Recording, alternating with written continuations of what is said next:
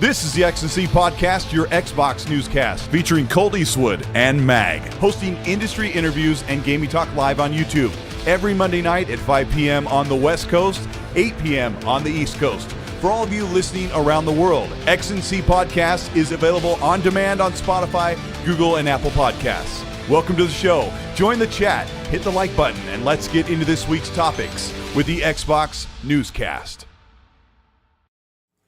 Welcome. It's episode 129. I can't believe they've kept us on the air this long, Mag. But welcome to the X&C Podcast.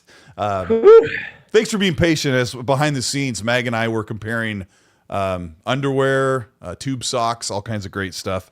We're glad to be here. It's actually one of the most crazy weeks in gaming in a long time. So we have a lot to cover. How you been, Mag? I am doing fantastic. I am peppy tonight. I am perky. I'm a perky sandwich, as a matter of fact. I'm super excited to be here. We got a lot of things to talk about. I got some things I got to discuss. We got some great people in the chat. We got a couple losers in the chat, as I see that Gaz is here tonight. Gaz is here tonight, so everybody give him a thumbs down. I'll give him an extra sad horn. Get him out of here, please. Lethal Papa, do your job, please. Thank you very much. I'll pay you behind the scenes. I'll give you at least $25. Not before. Yes. Not before Gaz leaves a member chat saying Mag has herpes. So I mean that did get through the filters. That's fine. That's fine because it's true. And you know what? If as long as you pay your money, you can say what. Lasagna? It's my favorite. You can say whatever you like, Gaz. Yep. But anyways, everybody's good. What's up, Underachiever? What's up? What's going on? What's going on, everybody? We got things to discuss tonight, Colt. But before we do any of that, I'm going to take the mic for a second and say, Colt, what have you been playing this week and how have you been doing? I've been good. We're going to show later on in the show. I've been playing the Avatar game, which is it's all right, but you'll get to choose for yourself by kind of checking that out. I've been playing that, and I think that's going to be my game I'll be playing until Christmas time. What about you, Mag? What have you been playing? I am still trying to wrap up that 100% on Saints Row. It is daunting. So, but I'm chipping away. At the same time, I'm playing I can't even speak. Tiny Tina's Wonderlands. I'm about halfway through that one. I'm really enjoying that because as I've always said before, I'm a big Borderlands fan. I'm about 4 or 5 hours into Alan Wake. And if you can believe it, with all these games I'm juggling right now, I am really enjoying, mostly because I got it for free, but I'm really enjoying Call of Duty Modern Warfare 3. I'm actually having a lot of fun with it. And I'm having a great time. I know that Wilmy was talking about it last night. Shout out to Wilmy Hood. And he was saying that he's like, I can't put it down. And same deal, man. Whenever I'm free and I don't feel like getting invested in the game, I'm playing Modern Warfare 3. I also purchased Avatar, and I'm really looking forward to it. I'm actually going to play it co-op with my wife. So I haven't even turned it on yet, but we're going to do that sometime this week. So I'm really looking forward to that game. Other than that, what else did we do this week, Colt? We had the Game Awards. Yeah. We're going to get into that. Yeah, I've got it like on the bottom scroll, kind of the main topics with the space missing. I'll fix that in a minute. When you were talking about Avatar, I was thinking you get to cook, and your character goes,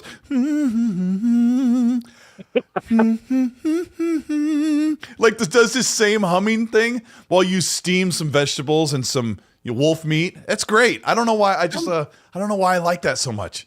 But sounds delightful. Played some of the new Fortnite. Fortnite's got this. Yes. It's got this survival Lego mode that my kids and I were playing. It's like really, really chill.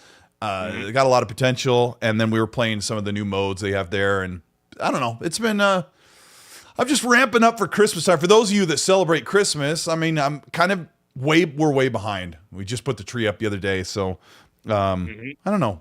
Let us know in the chat, like what you celebrate around this time besides all of your New Year's stuff that you got to get rid of the gut by drinking Mountain Dew.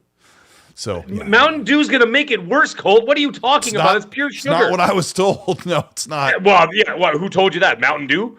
Yeah, I was talking to the I was talking to the people that run the old factory. It's like the guys who used to have the cigarette commercials, the companies in the 50s. If you're having trouble sleeping at night, smoke Camel cigarettes. Smoke Camel cigarettes. Have you having a good sleep at night? You having trouble with your lungs? Smoke Marlboro cigarettes. Marlboro cigarettes. Yeah. 9 out of 10 doctors recommend Marlboro. Marlboro. yeah. Today's What a good episode is time. brought to you by Marlboro and Miracle Whip. That's right, Miracle Whip mixed with Marlboro cigarettes. Oh, got it. Yeah, it's hilarious. So obviously Mountain Dew's doing the same thing to you. Their propaganda's gotten to you, and you're drinking nothing but liquid nitrogen sugar. So I'm sure your insides will be very pleased with such a thing. I mean, coming from a guy who could drink like a bottle of whiskey in one sitting. So I don't know. We're splitting hairs here. Yeah, we are splitting hairs. Before we get into some of the topics, I got to talk about Destin Legary, who got a lot of heat about the Xbox tax. Did you see this clip on their podcast where Damon Hatfield really, I don't know, like got super pony on him? I don't know what other word to use, but Destin made a joke about, everyone's worried about the Starfield player count going down, and Damon goes, "It is going down." He goes, "I was being sarcastic." He goes, No, it's a real problem. It's going to, and then Destin's face was like, yeah, I did see that. I wasn't really sure what to make of that. I was just like, okay. I'm like, I don't see what the point is here, but or what even the point of bringing it up. I don't even pay attention to player counts of any kind. I don't even know what Starfield is doing. If it's up, if it's down, if it's left, if it's right, whatever. It is what it is. But I did watch that, but I didn't want to read into it too much because I'm like, what are we overreacting, or is it just, or was there something there? I don't know. Did I'll you leave it to you guys to decide. Did you overreact to Christopher Judge's joke about Call of Duty? Let's start with that one. We're going to talk about the Game Awards, so we might as well talk about overreacting, because he made this joke that his speech is going to be shorter than the Call of Duty campaign, and there was like a real big side of the camp that was really upset about it, and then there was the other side of the camp. It's like, oh, it's just a joke, and I'm in the camp like Call of Duty campaigns have always been short. Like, I don't think they've been over 5 hours unless you are around looking for computers to pick up, laptops. But I mean, it's just kind of a running joke, but there's this feeling, Mag, that developers or people in the industry aren't allowed to razz each other. What's your take on Judge being a mean person? First of all, to everybody that was upset and heard about it, boo hoo! If you don't know how to take a joke, holy good God in heaven. The guy made a joke. I laughed. I thought it was hilarious. A bunch of most people in the audience laughed, and then it showed like 4 guys in the corner like this. And I'm just like, okay, watch this be a thing tomorrow on social media, right? I'm just saying that to myself. Lo and behold, they did not disappoint. The next day, they all come out. And I'm like, are you guys serious? Let me tell you something. I'm going to look right in the camera once again for one of these kind of things, okay? I'm not going to look at you, Nick Colt. I'm looking at the camera. Okay. Guys, I'm okay with that. Let me tell you something. Please, for the love of God, grow a thicker skin. When someone cracks a joke, you don't have to cry about every little thing that happens to you, okay? Just grow. I mean, you don't even have to grow up, because growing up is way overrated. I'm super, super immature. However, grow a thicker skin, for crying out loud. The guy cracks a joke, and then, of course, you get this clown who goes, well, it sold more copies than God of War. And I'm like, dude, what are you, 5? My 8-year-old doesn't even act like that. You guys are grown-ass men acting like children. Holy cow. Take the joke, move on, and just that's all it is. It's a jab. It's supposed to be fun. You're like, ha, ha, ha. I'd love to see you at a Rodney Dangerfield stand-up comedy in the 80s. Or, you know what I mean? Like, they would kill you. You'd die. You'd probably throw yourself out the window. They would have to have suicide nets around the building at a stand-up comedy show. Because they'd be like, oh, he said something hurtful. You know, they got to throw themselves, like, come on, man. Grow up. Relax. And, that's another thing, okay? This whole dev thing. Guys, take it easy. Support the devs. Coddle the devs. Make sure the devs have hot cocoa at night before they go to bed. Make sure you tuck them in. This and that. They're just doing a job like everybody else. Let me look at the biggest industry in North America is the service industry, okay? The hospitality business specifically. Yeah. If you walked into one of my ex-restaurants and you got a $50 steak and that $50 steak wasn't what you wanted and you didn't like it, or it was garbage, or it was just straight up trash, are you going to go stand out in the corner going, well, my steak was garbage, but I'm going to support the chefs.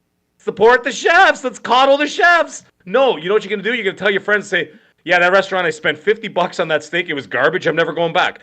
I'm not saying you have to be that extreme, but what I'm saying is, guys, you're doing something, you're providing a service. If the service is not great, then I'm saying, listen, sorry, I'm not going to purchase your thing. We don't have to like protect every single little thing that these guys do. They are literally providing a product to a customer. If it's not the greatest, then you know what, you hear about it. If they do that now I'm not going to blame the devs for the Call of Duty campaign because it seems like it was more of an Activision thing, right? Where Activision, yes. the suits were was the one that correct pushed answer. these guys. Yeah, the devs are being told what to do and make Right. that campaign and do that, have that release when it was and all that stuff. And I did hear some developers were, felt a certain way or had their feelings hurt because that's their work. I know, but like, dude, come on, man. Like, you get a guy who paints a painting at the Royal Ontario Museum. Some guy walks in and goes, "Ugh, that painting's garbage." The guy's not going to sit there and go, "Oh, but my paintings outsell Van Gogh's." It's just somebody's whatever, man. But this was just a joke. Yeah. At the end of the day, it's just a joke. Relax. Like, just calm down. I know some people, I'm not even going to look at the chat because the chat's going to be like, "Oh, Mag, that's a bad take." Oh, go ahead. It's a bad take. But you know what? It's not a bad take. I understand that, like I said, the Activision suits pushed them to put out a product, whatever else, blah, blah, blah. It happened. It's over. It's done with. Someone cracked a joke about it. Big deal. Because you know what? 2 weeks before and a month before on social media, everybody was ripping into the fact that Call of Duty was considered to be a shorter, unfinished, sort of, patched together project or whatever. All of a sudden, one guy cracks a joke on TV and it's a problem. Give me a break, man. I mean, give me a break. Christopher Judge didn't make the joke because Call of Duty campaigns are short. I mean, this one was shorter than most. And Serve in the chat saying it's tasteless and it's bad timing. Yeah, I get that. I get that. Yeah, but it's a joke. Jokes are jokes. Joke. You can laugh or you don't laugh. You know what I mean? And then Judge said, "I guess I won't be working with that team anytime soon." It's just a joke. Have you ever watched the Ricky Gervais stand-up? Mm-hmm. Like if anybody can't take that joke, go watch one of his comedy shows and see if you'll even survive halfway through the show. Like, give me a break, man. So it was probably the worst Call of Duty release ever. I think it's been the lowest rated across multiplayer and across the campaign. Call of Duty, people are wondering how it's still going to survive. But yet, Mag, we get a report today that Call of Duty Modern Warfare 3, the worst Call of Duty in history, was the most played game on PlayStation during Spider-Man's big reveal month for November. Sure. Yeah, that makes sense. Wait a minute. When did Spider-Man 2 drop? I can't remember. What was the exact date? I think... Oh, wait. It was for October. Sorry. For October. The month Spider-Man released. Yeah. Okay. And I think Spider-Man released first and then Call of Duty Modern Warfare 3. And yes, I have been playing Call of Duty Modern Warfare 3 from time to time. I did a little bit of the sweaty PvP stuff, but I've done most of the zombie stuff. Yeah. I'm really enjoying it, man. I gotta tell you, man, the campaign, I really enjoyed it. And the thing is, I didn't find it short at all because there's all those open world levels that you really have to go around and do stuff, whatever. I spent my time and walked around and did my thing and snuck over here and killed a guy over here and did this and that. And there's still 14 chapters in the campaign. So all my yelling and screaming, there are 14 chapters in the game. So, I mean, the average Call of Duty campaign has about 16 chapters, 16 to 17 chapters. This had 14. To me, it just seemed like a regular campaign. I didn't notice any difference. Personally, I think the Call of Duty campaign length is just fine. Sometimes I'm like waiting for it to be done because I kind of had my fun and I'm over it. I've played almost all of them. I think there's 2 Call of Duties I haven't finished. Vanguard and World at War, which I hear is amazing. So, World at War is great, Cole. You gotta play it, buddy. I don't know where the announcement is, but for that coming to Game Pass, but I think that'll be soon. But today we're going to talk about the Game Awards, and I want to spend a good portion of the show talking about what really stood out for us. And I think what will help is I've got this overlay here where I'm going to play most of the trailers. One that I completely forgot, we'll start with this one, was an early reveal for Sega revitalizing and kind of remastering some of their classic franchises. I've got the list here in case I forget one of them. But they're remastering Crazy Taxi, Streets of Rage, Golden Axe, Shinobi, Jet Set Radio, and another one I forgot. Come on, Mag, do you remember? Did you see this kind of reimagining? It's kind of Golden like Axe. Okay, Golden Axe. 64-bit type. Oh, what was it? Yeah. Golden Axe, Jet Set Radio, Shinobi, Crazy Taxi. Chad, help us out, man. It was there another one I think it was a regular fighting game, not like Streets of Rage is a brawler beat 'em up game. It's a franchise I haven't played. It's like a Street Fighter competitor or something. I'm sorry that I don't remember. You have to remember also during like the heyday of Sega, I was on Nintendo, and then when some of these games came out, like Crazy Taxi, like I was like raising babies, and I there was that time, that few years when I didn't play games. Where is it in the chat? Streets of Rage, which I said. I thought it was like, I can't remember the name. It's like everybody's saying Streets of Rage. Maybe that was just which ironically, I got Streets of Rage behind me in one of these cabinets over here. So yeah. That's great. So it was Streets of Rage. That's wonderful. Virtua Fighter. That's it. Virtua Fighter. Virtua Fighter was on that list? I don't remember that. I think they showed it. I think it was on there, and I didn't download the trailer to put on here today. I completely missed it after I was rendering. I rendered like an hour video for you guys to kind of watch while we talk about this stuff. So yeah, Golden Axe looks awesome. Shinobi looks like your classic side scroller, like Ninja Gaiden style thing. Crazy Taxi's a game I've only demoed at Best Buy. Did you know, Mag, that the only time I've ever had hands-on with a Dreamcast was at Best Buy? I like went in, I saw Crazy Taxi, and I picked it up, and I'm like, oh, this game's kind of nuts. This game's Crazy Taxi. And I actually never owned a Sega Dreamcast. At that point in time, I think I was just PlayStation 2 at that specific time. Okay. And I wasn't even Xbox at that time. I didn't get an Xbox till the 360.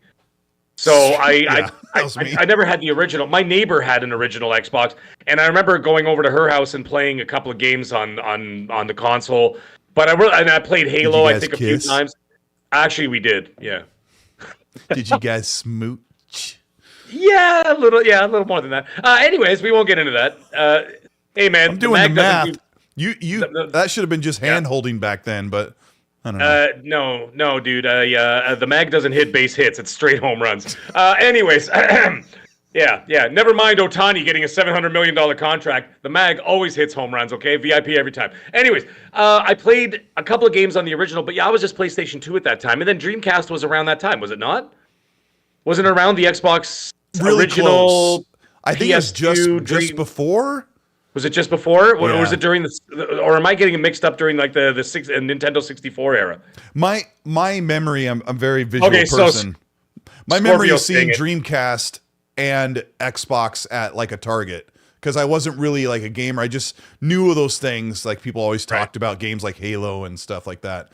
But I never got to play a Dreamcast for real. Scorpio saying Dreamcast was before PS2, so it must have been during the PS1 era that I was not interested in other consoles at the time. I was spending all my money on the PS1 because, I mean, geez, how could I not? I mean, like Resident Evil and the Tomb Raiders and the Mortal Kombat 3s and you know what I mean? And the Raymans and all the other stuff, Final Fantasy 7, holy mackerel. Like, the list can go on forever. So, yeah, Metal Gear and all that stuff. Yeah, so, I mean, Dreamcast didn't do it for me at that point. Now, Sega Master System, on the other hand, with Wonder Boy, now that's what I'm talking about. Ooh, that was awesome. Anyways.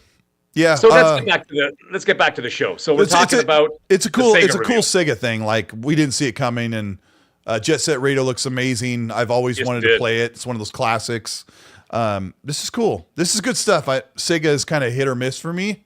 So I'm excited about seeing this. Some of the other stuff that I've got playing here next to us, Mag, is like, what's that called again? I remember seeing it, and it's cool, but I don't remember. I didn't write everything down, but there's this Exodus game. It's like what we would hope to see from Mass Effect or a Starfield game. Yeah.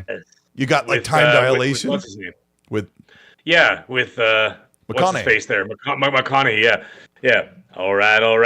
And he came out, did his thing. He looked all sexy and stuff with his shirt all unbuttoned and his pecs hanging out. He's still looking good for his age, dude. Man.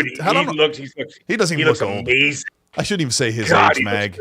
Yeah, he looks good. Exoborn was another one that just showed on screen that, like, you got all these sci-fi, futuristic third-person games that just look completely, like, so awesome to... I don't know. There's some good stuff. Chat, let us know what really stood out for you in the show. For like, there's all these multiplats in some games. Like, oh, it looks amazing. It says wishlist on Steam. It's like, dang it. You know, I want everyone to get a hold of that. So, what else stood out for you, Meg, from the game show?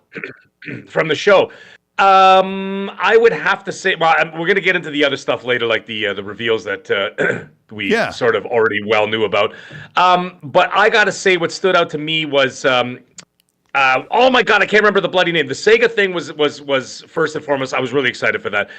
The Final Fantasy stuff. The DLC I kind of did not watch because I haven't even started Final Fantasy 16 yet, so I didn't want anything spoiled. Yeah. So when they started showing the trailers, I literally just bolted. And I was like, I'm out, and I just took off because I didn't want to see anything. That EXO situation there with McConaughey looked pretty cool. What's it called? My God, I can't remember any of the names. The one that the guy from No Man's Sky. Let's talk about that. Yes, it's called "Come On, Baby, Light My Fire." It's called Light. No light.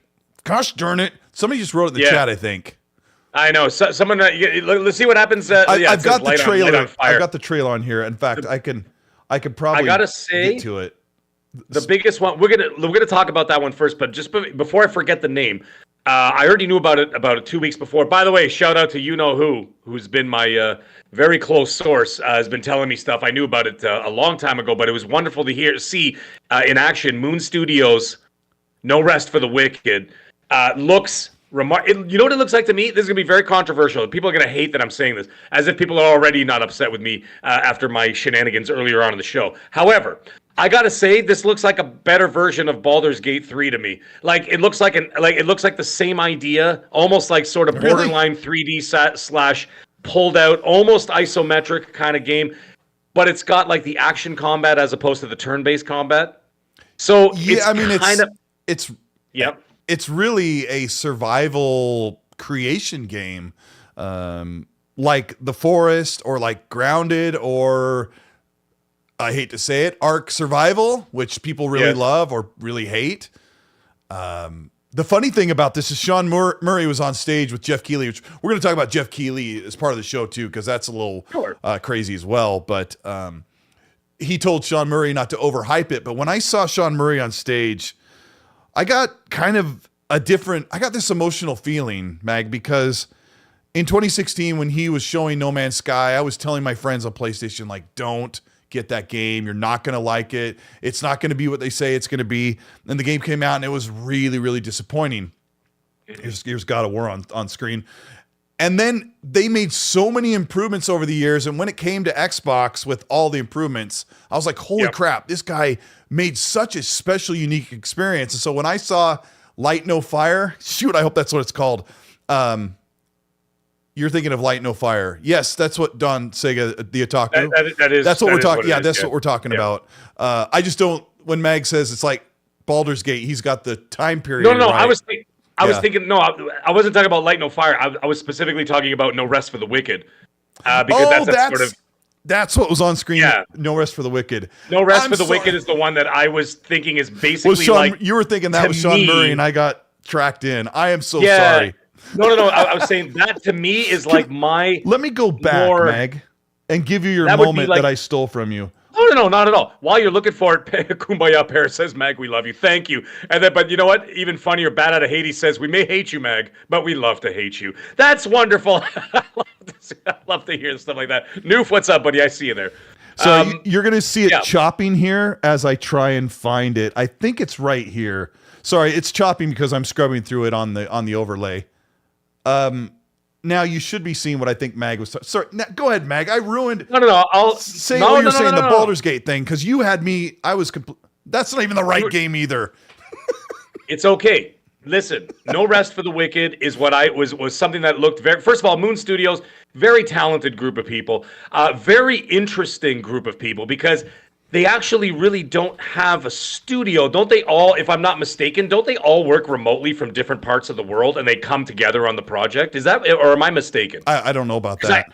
I think that's something I've heard a long time ago, that they actually don't really have, like they have like sort of like a home base, but most of their people just work remotely from all over the world. It's very interesting if that is indeed, if memory serves correct. Okay. Now, that being the case, this looks like a departure, obviously, from the roguelike, Ori games. And obviously, we're going to go on ourselves a nice little RPG, a medieval RPG action adventure game, which is right up my alley. I'm very interested in it. It's not too hardcore. Like I said, it's not completely isometric. It's more Diablo 4-ish. But at the same time, it's not turn-based combat. It's not RTS combat, which is two things I detest in gaming. I'm not saying they're bad. You know, go ahead and love them. A lot of people love that stuff. Fonz, he's like, what is he on his fourth playthrough of Baldur's Gate 3 right now, right? Yeah, basically. So, you know, like, God bless, man. You guys love that stuff, great. But for me personally, it's not really my bag. But if you give me an action RPG, something that then I'm more into it. So this game looks to be like a marriage of both. It's a little bit of that Baldur's Gate 3. It's a little bit of that action RPG, like sort of Diablo 4-ish kind of vibe to it, and then kind of smashed together to guaranteed is going to be a very interesting story and a very unique experience. So I'm really looking forward to that. I believe early access is Q1 of this year, and it comes out, I think, in March, if I'm not mistaken. March or April, I can't remember. But somewhere around that region. So okay. Very much looking forward to that. The God of War thing, sure, of course I'm going to play it. I got it. Like, if it's free and I'm going to go on, I'm going to give it a shot. Wasn't that Why cool? not? That was so cool that they announced this roguelite Ragnarok thing that was free. And I was on a podcast with, shout out to the Renegade Realm podcast that I was on during the show, and we were like, oh my gosh, I said, it's crazy to see PlayStation and the word free in the same sentence, but this is a very, very, very, very cool thing.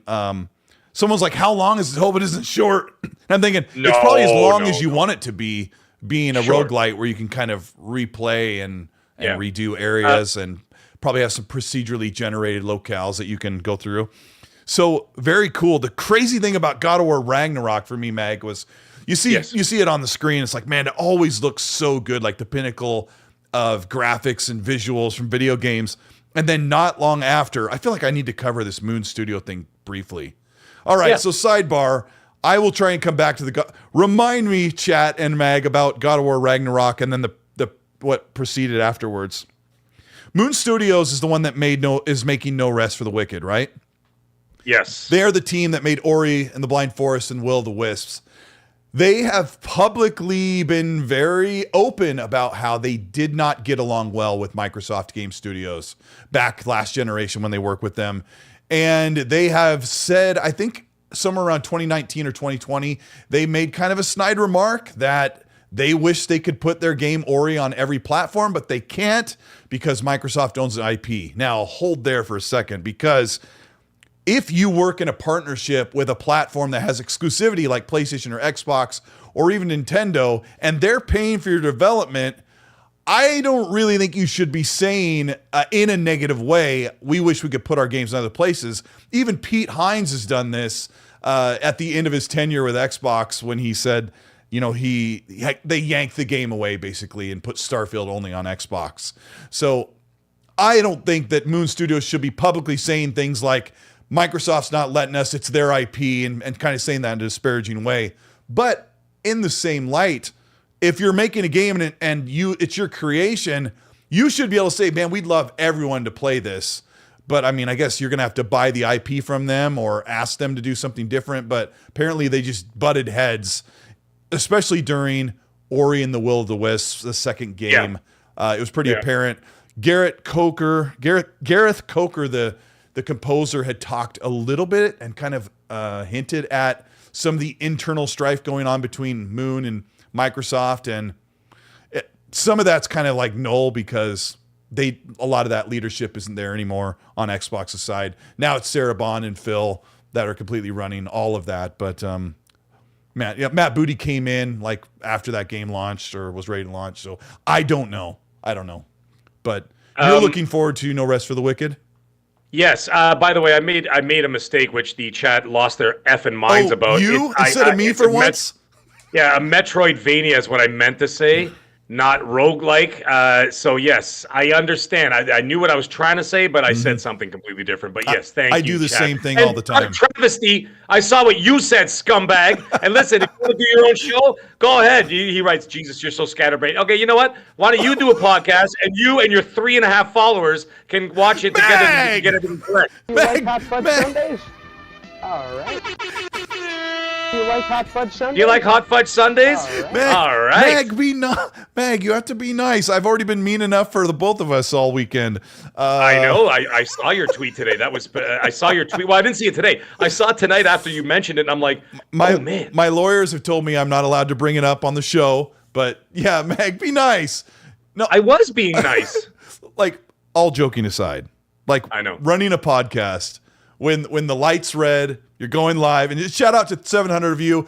Thank you so much for being here. We super appreciate it. Mag and I get really excited to talk about all the gaming news every week. This is episode 129. We're also, if you're listening to this in your car, audio only on Spotify, Apple, or Google Podcasts. Thank you so much for doing that. I hope you enjoy the show, and I hope it comes across very clearly as we talk about all the gaming stuff. But hit the like button, please, if you're here on YouTube.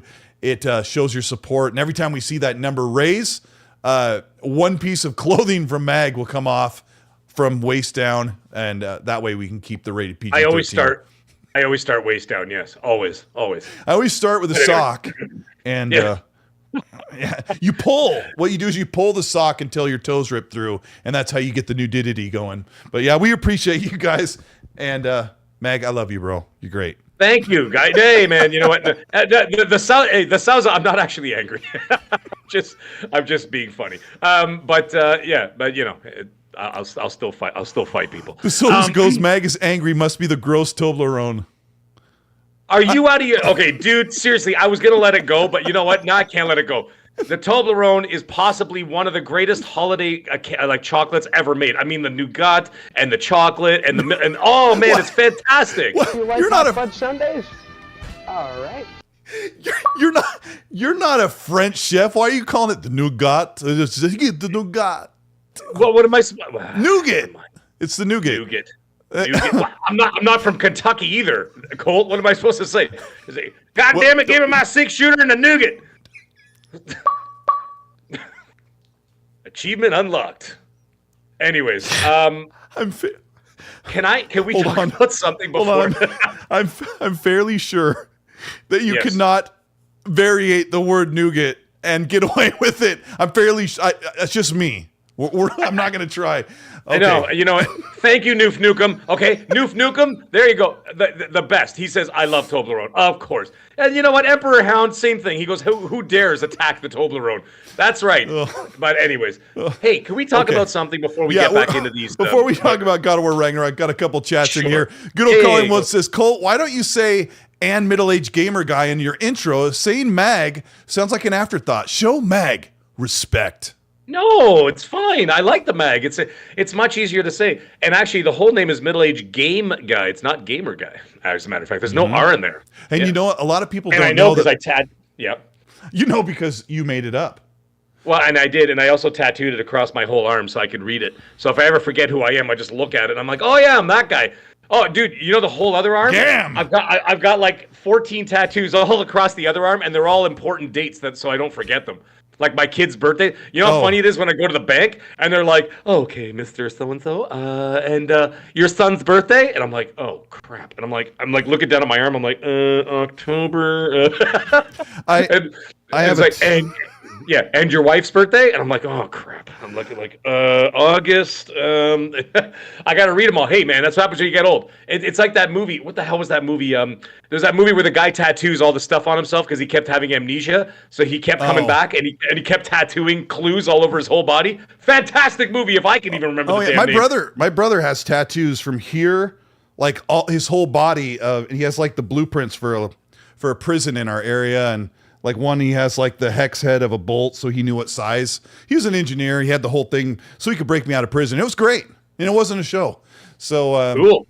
Yeah, cool. That's Memento. Thank you, Little Evil Gaming. Memento, fantastic movie, and actually, that I saw the variations. I can't say them out loud.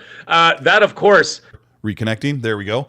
Grandpa's Gamer. I don't know if that cuts out, so I always kind of wait.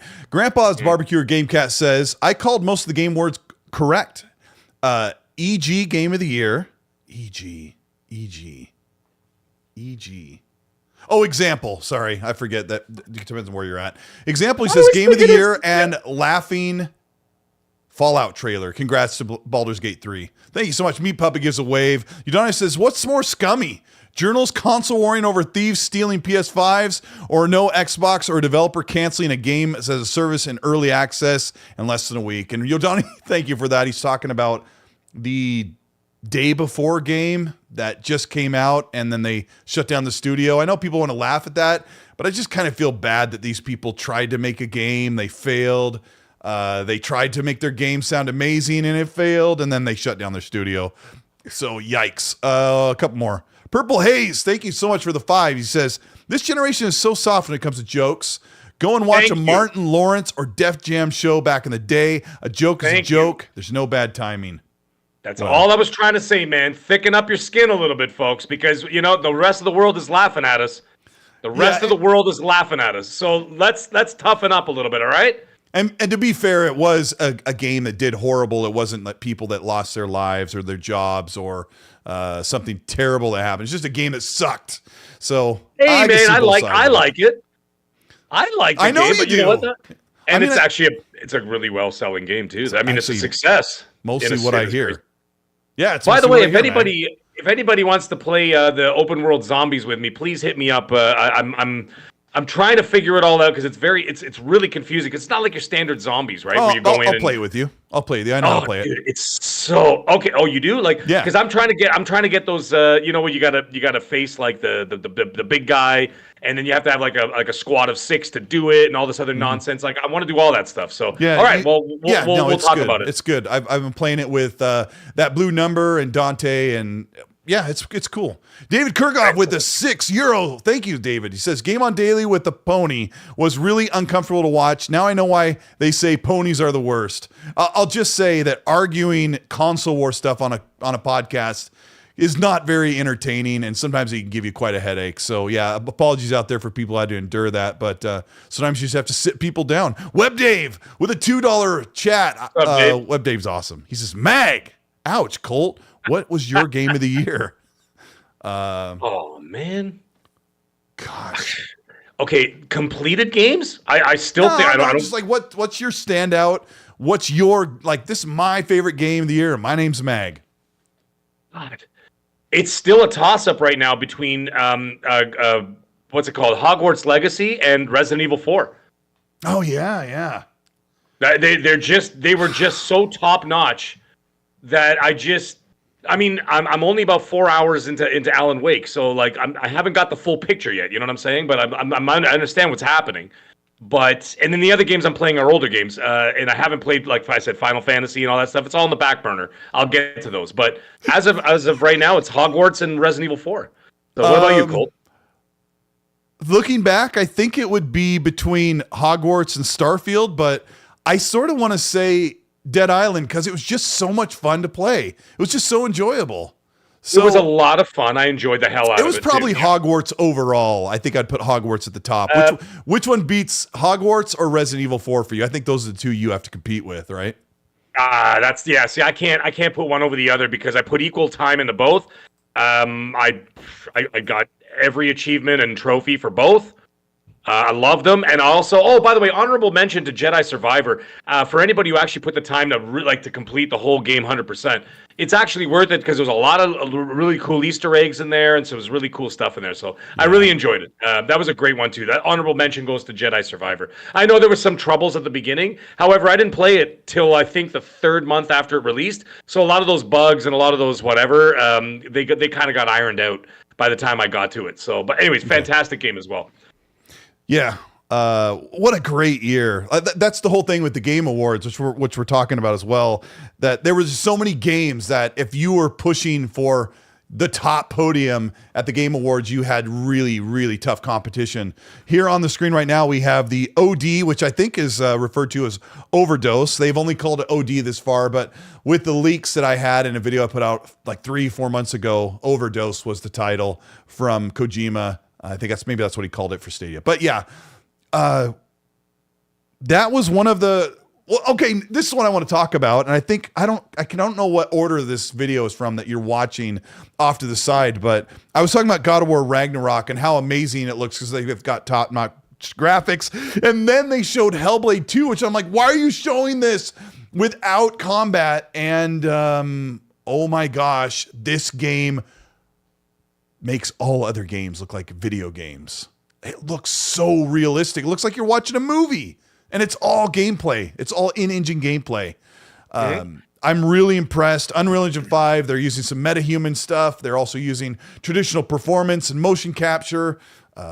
This on the heels of Ned Luke, the guy who played Michael from Grand Theft Auto 5, said, "Please don't call us voice actors. We're not just performance actors. We're real actors." Like, they're doing all that. They're the voice, they're the movement, and they're recreating a video game. And that's going to change how I refer to these people.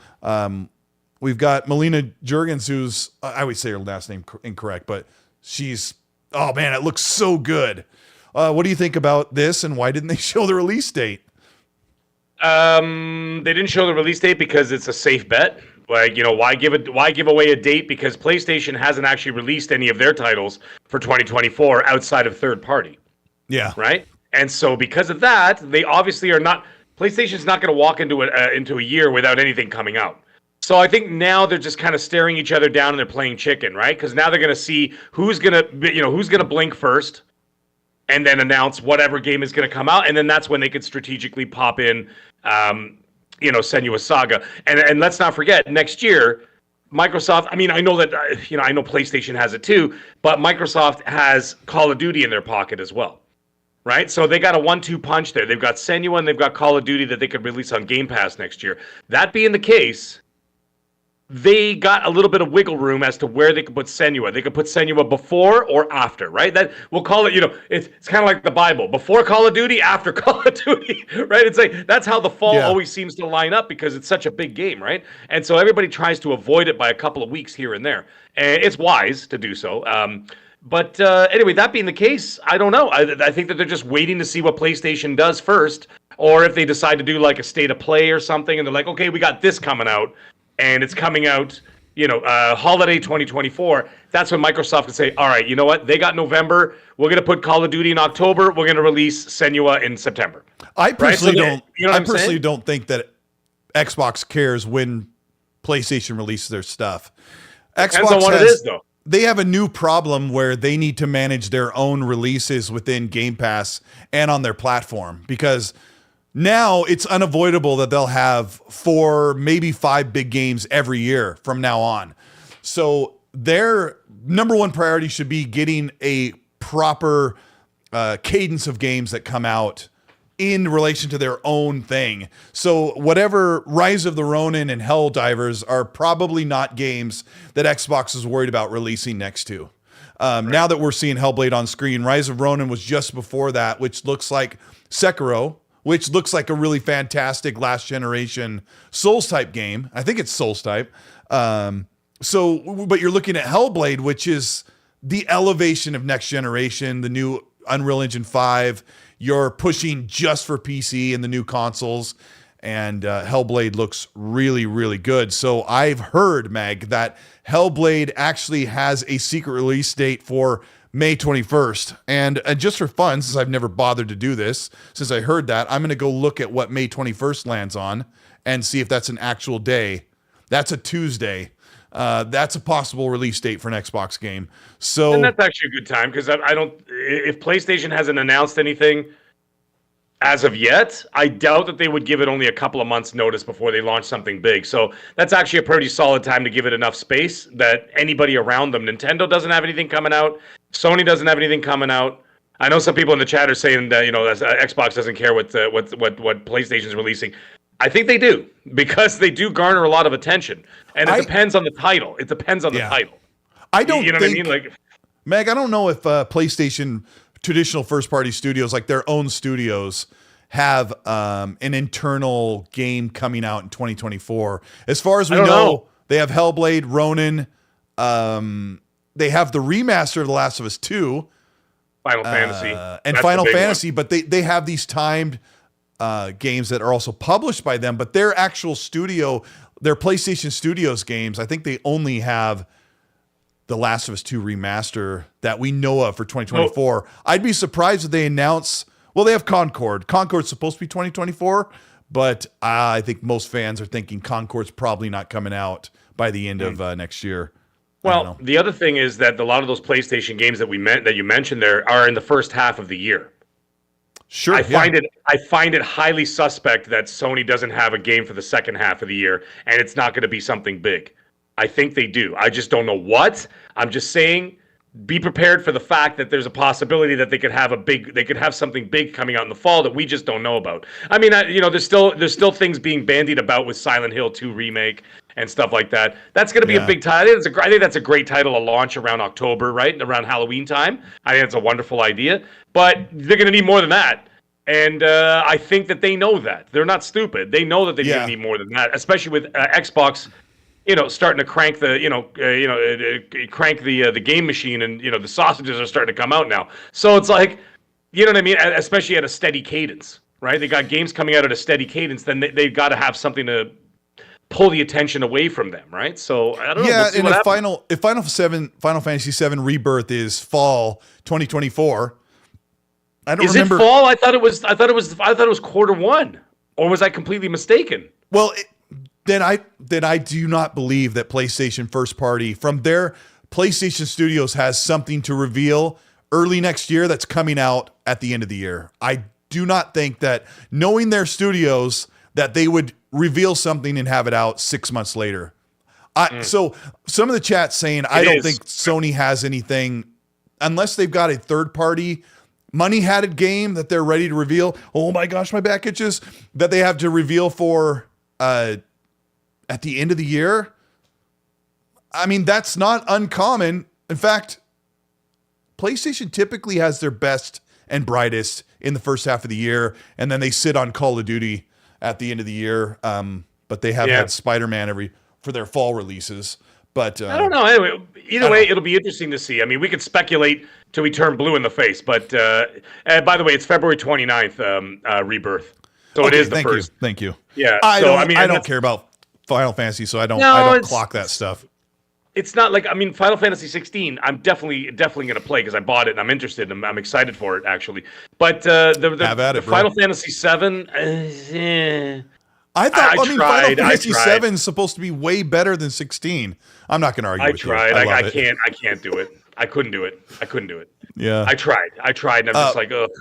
Shout out to Pushing Polygons, the channel member, the channel sponsor. There we go. He says, Colt, no one's heard from Sucker Punch since the release of Ghost of Tsushima director's cut. They maybe could be ready. They could be maybe ready.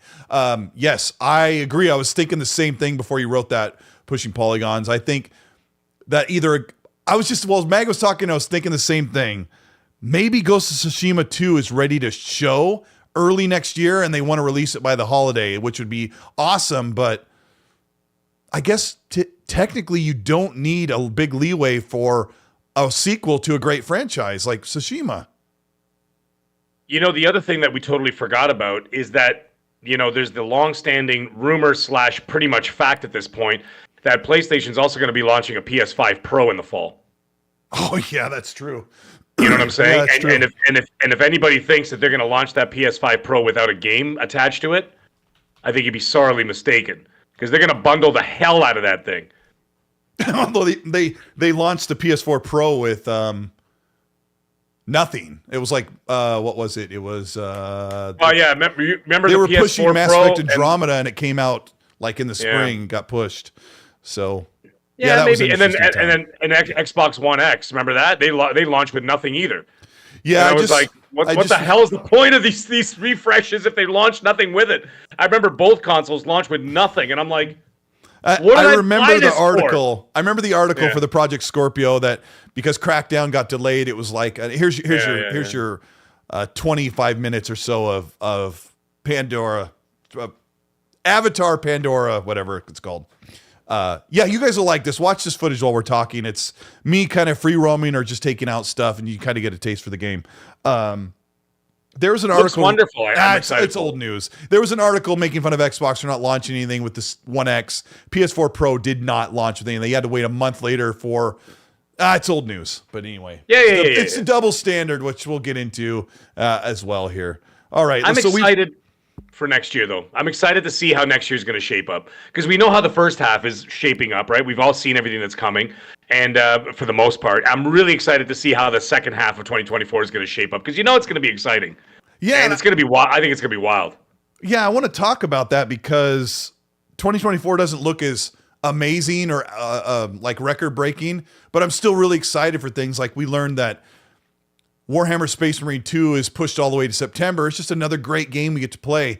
So some of the wins from the Game Awards, Baldur's Gate 3 won 6 awards at the show. Alan Wake won 3.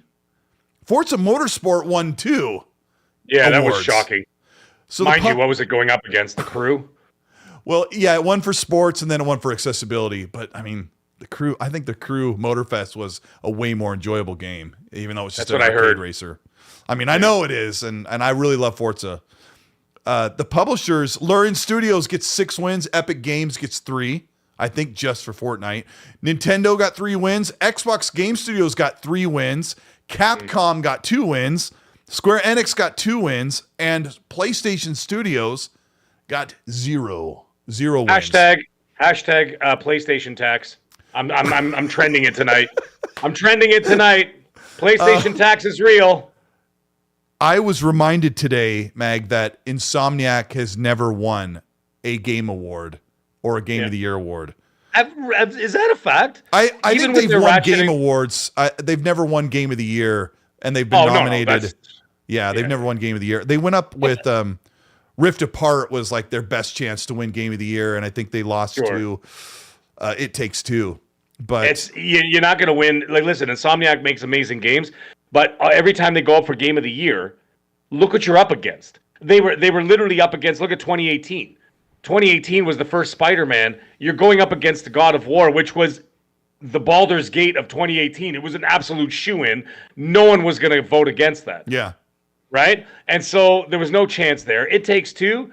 Not only was it a great playing game and a technically brilliant game, it was also an incredibly brilliant and a heart-wrenching story.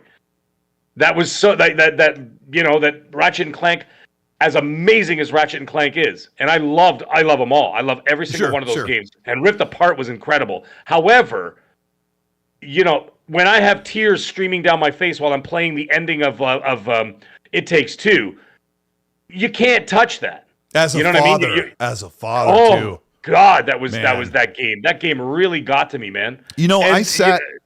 Sorry, go ahead. No. I was just going to say, when you've got the emotional investment, it's hard to vote against it. For real. Yeah. My good friend played It Takes Two with his brand new girlfriend. They just started dating. And he said the cooperative bonding that they built playing that game, he said it was incredible how they just like came together as a couple playing the game, working together in just the moments. And then of course there's the whole story of a mother and a father trying to work it out with knowing they have a kid.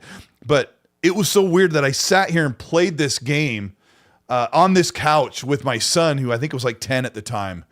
Right. And the story is really about a mother and a father and relationships and cooperation. So yeah, how do you win against that? You don't. Can't, because when it tugs at the heartstring.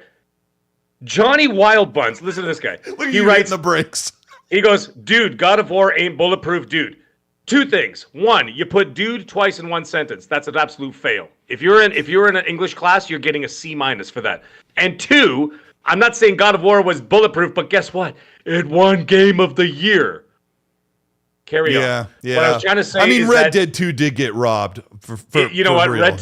Red Dead 2 was an incredible story. I thought that was going to win Game of the Year. But, hey, man, you know what? PlayStation was on a roll. They were crushing it. They were impossible to stop. That was their best year ever. Yeah, it was. And when you got momentum like that, you're not going to stop them. I don't care what your personal feelings are. It's just you're not going to stop them. It is. It's like the New England Patriots. New England Patriots in their height. You ain't going to stop him. You can hate Tom Brady all you want, but he's going to win Super Bowl after Super Bowl after Super Bowl after Super Bowl. Dude. It was just the way it was. Dude.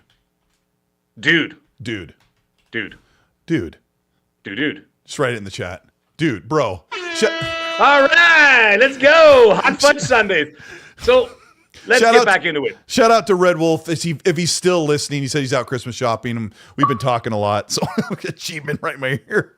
That's it. You got an achievement. You got an achievement for saying hi to Red Wolf. It does speak volumes that these great games, like Insomniac, has always made really good games, and they haven't won a Game of the Year. So I don't know. Everybody in the chat would mostly agree with us that if you look at the list of the Game of the Year winners, you're like, wasn't my favorite. It was great, but I don't know, dude. Bro, dude, hit the like button if you're enjoying the show. The chat is saying, bro. Listen, the chat's doing they're doing the dude thing. I see Johnny Wildbuds is jumping in there too. Listen, don't say the bruh thing because my kids say it now, and there's nothing worse. Let me tell you something. There's nothing more rewarding as a father is when you say to your 8-year-old daughter, you're like, honey, get your shoes on. You're gonna be late for school, and she turns around, and she goes, bruh, and I'm like, I'm your father. I'm not bruh. And second of all, like, what the hell is going on? An 8-year-old girl's calling me bruh. Bruh. Every day, I'm like, guys, finish your dinner. Come on, we got to get ready. You got to take your showers. You got to go. You got to brush your teeth. Go to bed, bruh. I'm like, okay, forget it. I just give up. You guys raise yourselves. You like hot fudge sundaes? All right. Oh, I love it. I give up. I give love up. It. Anyways, we got Grandpa's Barbecue Game Cat with an Australian $2 says Resident Evil 4 is brilliant in VR. Yeah. I look forward to that. Dude. I'm not buying a VR because I can't buy a VR. It's too expensive. Not the PSVR 2. First of all, it's too expensive, and I would only play as it stands right now. The only 2 games that I heard are really worth. 3 games I heard are worth it are Gran Turismo and the 2 Resident Evils, Village and Resident Evil 4 in VR. Wonderful, but I'm not going to buy an $800 Canadian. By the way, $800 system for 3 games. That's crazy. That's crazy. You know what I'm saying? Like, I'm not going to do that. So I'm going to wait till they have more and it goes cheaper. Then I'll get into it. Maybe with the PS5 Pro. Maybe they'll have some more software down the road. But as it stands, PSVR 2 ain't worth it for me. There's got to be enough to make you make that leap. Somebody said to me today, like, why would I buy an Xbox, a $500 Xbox just to play one game? Because one of the arguments that's going around is that Marvel's Blade on Xbox is not exclusive, that it's probably multi-plat. And I said, look, I put out this tweet yesterday. I said, hey, sorry, PlayStation is not going to get every single game. Now, that really ticks off people because Aaron Greenberg put up his profile picture as the Blade character going like this. And on his sunglasses was the Xbox logos. And that stayed up for about 2 hours. And then he yanked it, which is a whole other discussion in and itself. So I want to talk about Marvel's Blade and why I think it's exclusive. In fact, tonight after the show wraps, I'm going to be working on a new video. I'll have everything to break down for you guys to see this and maybe just use this video as, hey, this is how it is. But there's a lot of layers to unpeel with this Blade trailer. I'll just keep this Avatar footage going while we talk about this because I think it's fun to watch. Blade was revealed by Arcane Leon, the studio behind Deathloop and Prey, not Redfall, and there was no logo at the end. Nothing. No Xbox, no PS5, no Series S or X, no Game Pass logo. Nothing. Like no tie to the Xbox brand whatsoever. In fact, Mag, before I get your thoughts, they didn't even put the trailer on the Xbox channel, only Marvel and Bethesda's channel on YouTube. Okay. What are your concerns? How are you feeling? Is it an echo chamber? There's a lot I want to hear from you as someone who's not as psychopathic as me. Dude. Bruh. We got to get a soundbite of someone saying bruh. Someone send it into us, and then we're going to put it on there. Okay, first of all... One from every country, Mag. Like, every accent. Yeah. You need one of each. Every accent. I need somebody to say bruh from every single country on the planet and send it all into us, and we're going to put it in the soundbite. It's going to be a symphony of bres. Not a symphony of bras. That's a whole other story. Anyhow, Blade. Well, some of us... We were privy to it quite a while ago. We kept our mouths shut. Thank you. You know who. And I knew about it before most people did. Even when it showed up in some of those Anyways, I'm not going to get into I'm not going to get into all that stuff and all the different community members who were mentioning it about a week before. Some of us knew well before that. Anyways, the point is that I can assure you it's an Xbox exclusive, and I can assure you that it's next gen only, not Series X and S. Wow! Holy crap! You cut right to the chase. I love it. I did you hear that? Say it again. Say it again, Mag. For those that were typing. It is for Xbox. It is the Xbox exclusive and PC. It will not be going to PlayStation and Nintendo. And it is not coming to the Series S. It is not coming to the Series X. It is coming to the next gen beyond that. Thank you, and that's the truth. Okay. All right. I'm not speculating. That's it. I've also heard very similar things. The problem is that when the games media, journalists, or anybody else asks Xbox people or whatever, like, hey, what's going on with this game? They're told, go talk to Bethesda. So right now, Bethesda has full autonomy. They've got full control. They've got marketing direction. And my problem, Mag, is that Bethesda is saying, this is our game. Let us just show it. We don't need to tie ourselves to the Xbox logo, which I think is like, why? But when I looked back, Deathloop, Ghostwire Tokyo, Indiana Jones, Starfield, and Elder Scrolls, those 5 games, their reveal trailer had 0 logos on it other than the Bethesda ZeniMax logo. Yep. What think ye?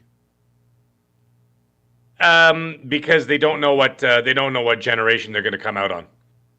I think they just do that because they're just like, hey, this is the game and we're making it. That's all we're talking about right now. Yeah, that's all they're talking about. So they don't have anything concrete, and as a result, why paint yourself into a corner saying coming to the Series X and S, and then all of a sudden they're gonna have to walk it back 4 years from now and say, yeah, it's not coming to the Series X and S, it's coming to this, because they know that people will always call them out on their bull crap or whatever. That's not like, bull crap. That's not fair. It's just they paint themselves in the corner. Look at what people are still bringing up Phil Spencer talking about support for VR. He brought that up how many years ago, and people are still calling him out on that. That's why they do not say where it's going, when it's coming, or anything like that. This game is barely even started yet. And I can assure you, everybody in that chat, it is not coming to this generation of consoles. I will say it again. I'm telling you the truth. You just have to wait and find out for yourself. And I will not tell you why or any sources. That's not how it works. So personally, but I can assure you, I'm not bullcrapping you guys. Okay, without knowing a lot of the stuff that Mag has heard, I am still in the same agreement with him. I also don't think it's a really big consequence to say Xbox Series S and X and then have to walk it back in. Let's say the game gets its release window in 3 years from now or 2 years from now. Mm-hmm. Like if you don't think you're going to be on the console and there's not going to be cross, because Xbox and Bethesda and Xbox, like they don't know what games are. If a game comes out in 2027, we'll start by saying that we think that Blade's coming out in 2027 from what we're hearing. Okay. So, and I agree, it sounds right when you do the math. Xbox and Bethesda don't know what the hardware looks like and what the game demands to make a decision this early on to say, we could probably cross-platform with this, or we only have to be on next-gen console. But like someone said in the chat here, where was it? Yep. Oh, man, he goes, state your sources, bro. Love you so much, but once you do that, that source no longer exists anymore. That source doesn't exist. They run off into the bushes, and it kind of sucks. And mine, who is very reliable, was at the Game Awards and was speaking to me directly during the Game Awards about what was actually going on and conversations happening and this, that, and the other thing. And I assure you that is 100% factual. Now, that being the case, by the way, I got some other juicy tidbits from other people unrelated to Xbox, but a lot of Xbox stuff. It's very interesting. And I know a lot of people can be triggered by that. Yeah. It's a fun night. A lot of people be triggered by what I said and what you said and what a lot of other people that know what's going on. No, it's just, but at the same time, yes, the prudent thing to do is to not paint yourself into the corner and say it's coming to this when most likely it's coming to now what's coming out later down the road. Yes. And who was this in the chat? Hold on. I like to, gosh darn it. Where'd it go? I don't know. The chat's can't moving find it. fast because Yeah, you know what's so- happening when the somebody chat just- gets upset. The chat moves faster. I mean, I don't see him being upset. Someone said, I'm "Why just even?" playing, Oh, here is Sly. And I looked right at your name. I'm sorry, but when it moved, I forgot. Sly says, "Why even show it then? And why even announce it?" And I agree. And this is what I said in my video that I'm working on tonight. Like, I don't particularly need Xbox to announce a game 5 years, or Bethesda in this case, to announce a game that's not coming out for 5 to 6 years. I mean, Yeah. we have Well, so they many did with- games on the roadmap. I don't need another one to add to the infographic that I'm not going to be able to even see in concept for 2 years. And I guarantee you, we will not see Blade again. No, I can't guarantee you.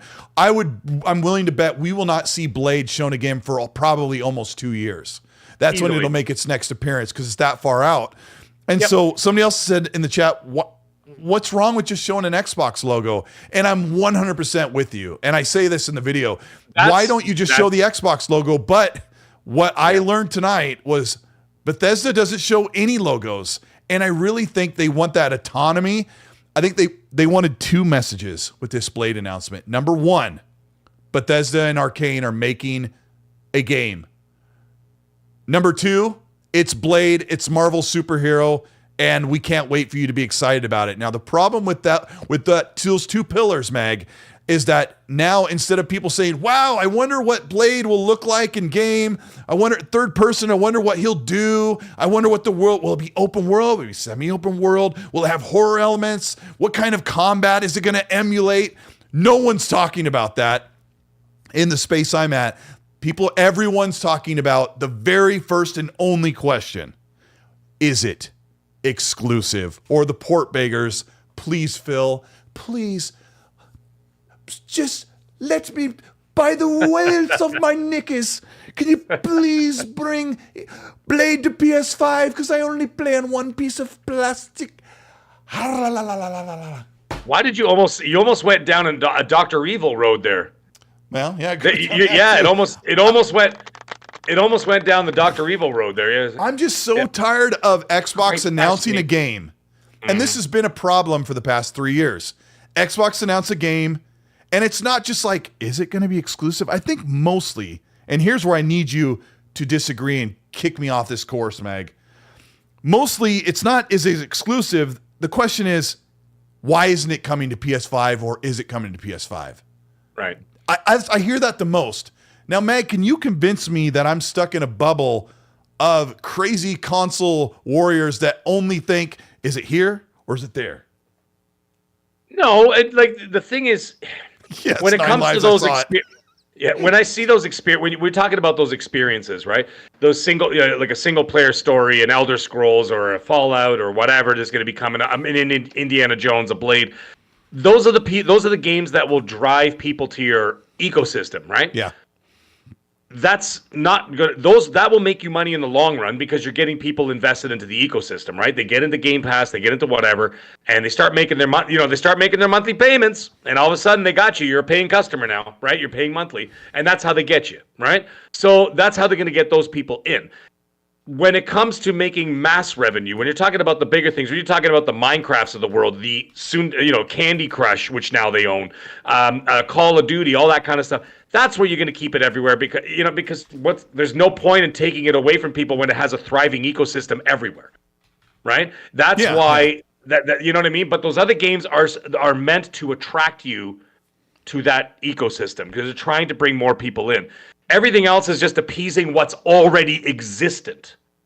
I understand that Elder Scrolls has a fan base on other consoles. I get all that. But it's not an ongoing game.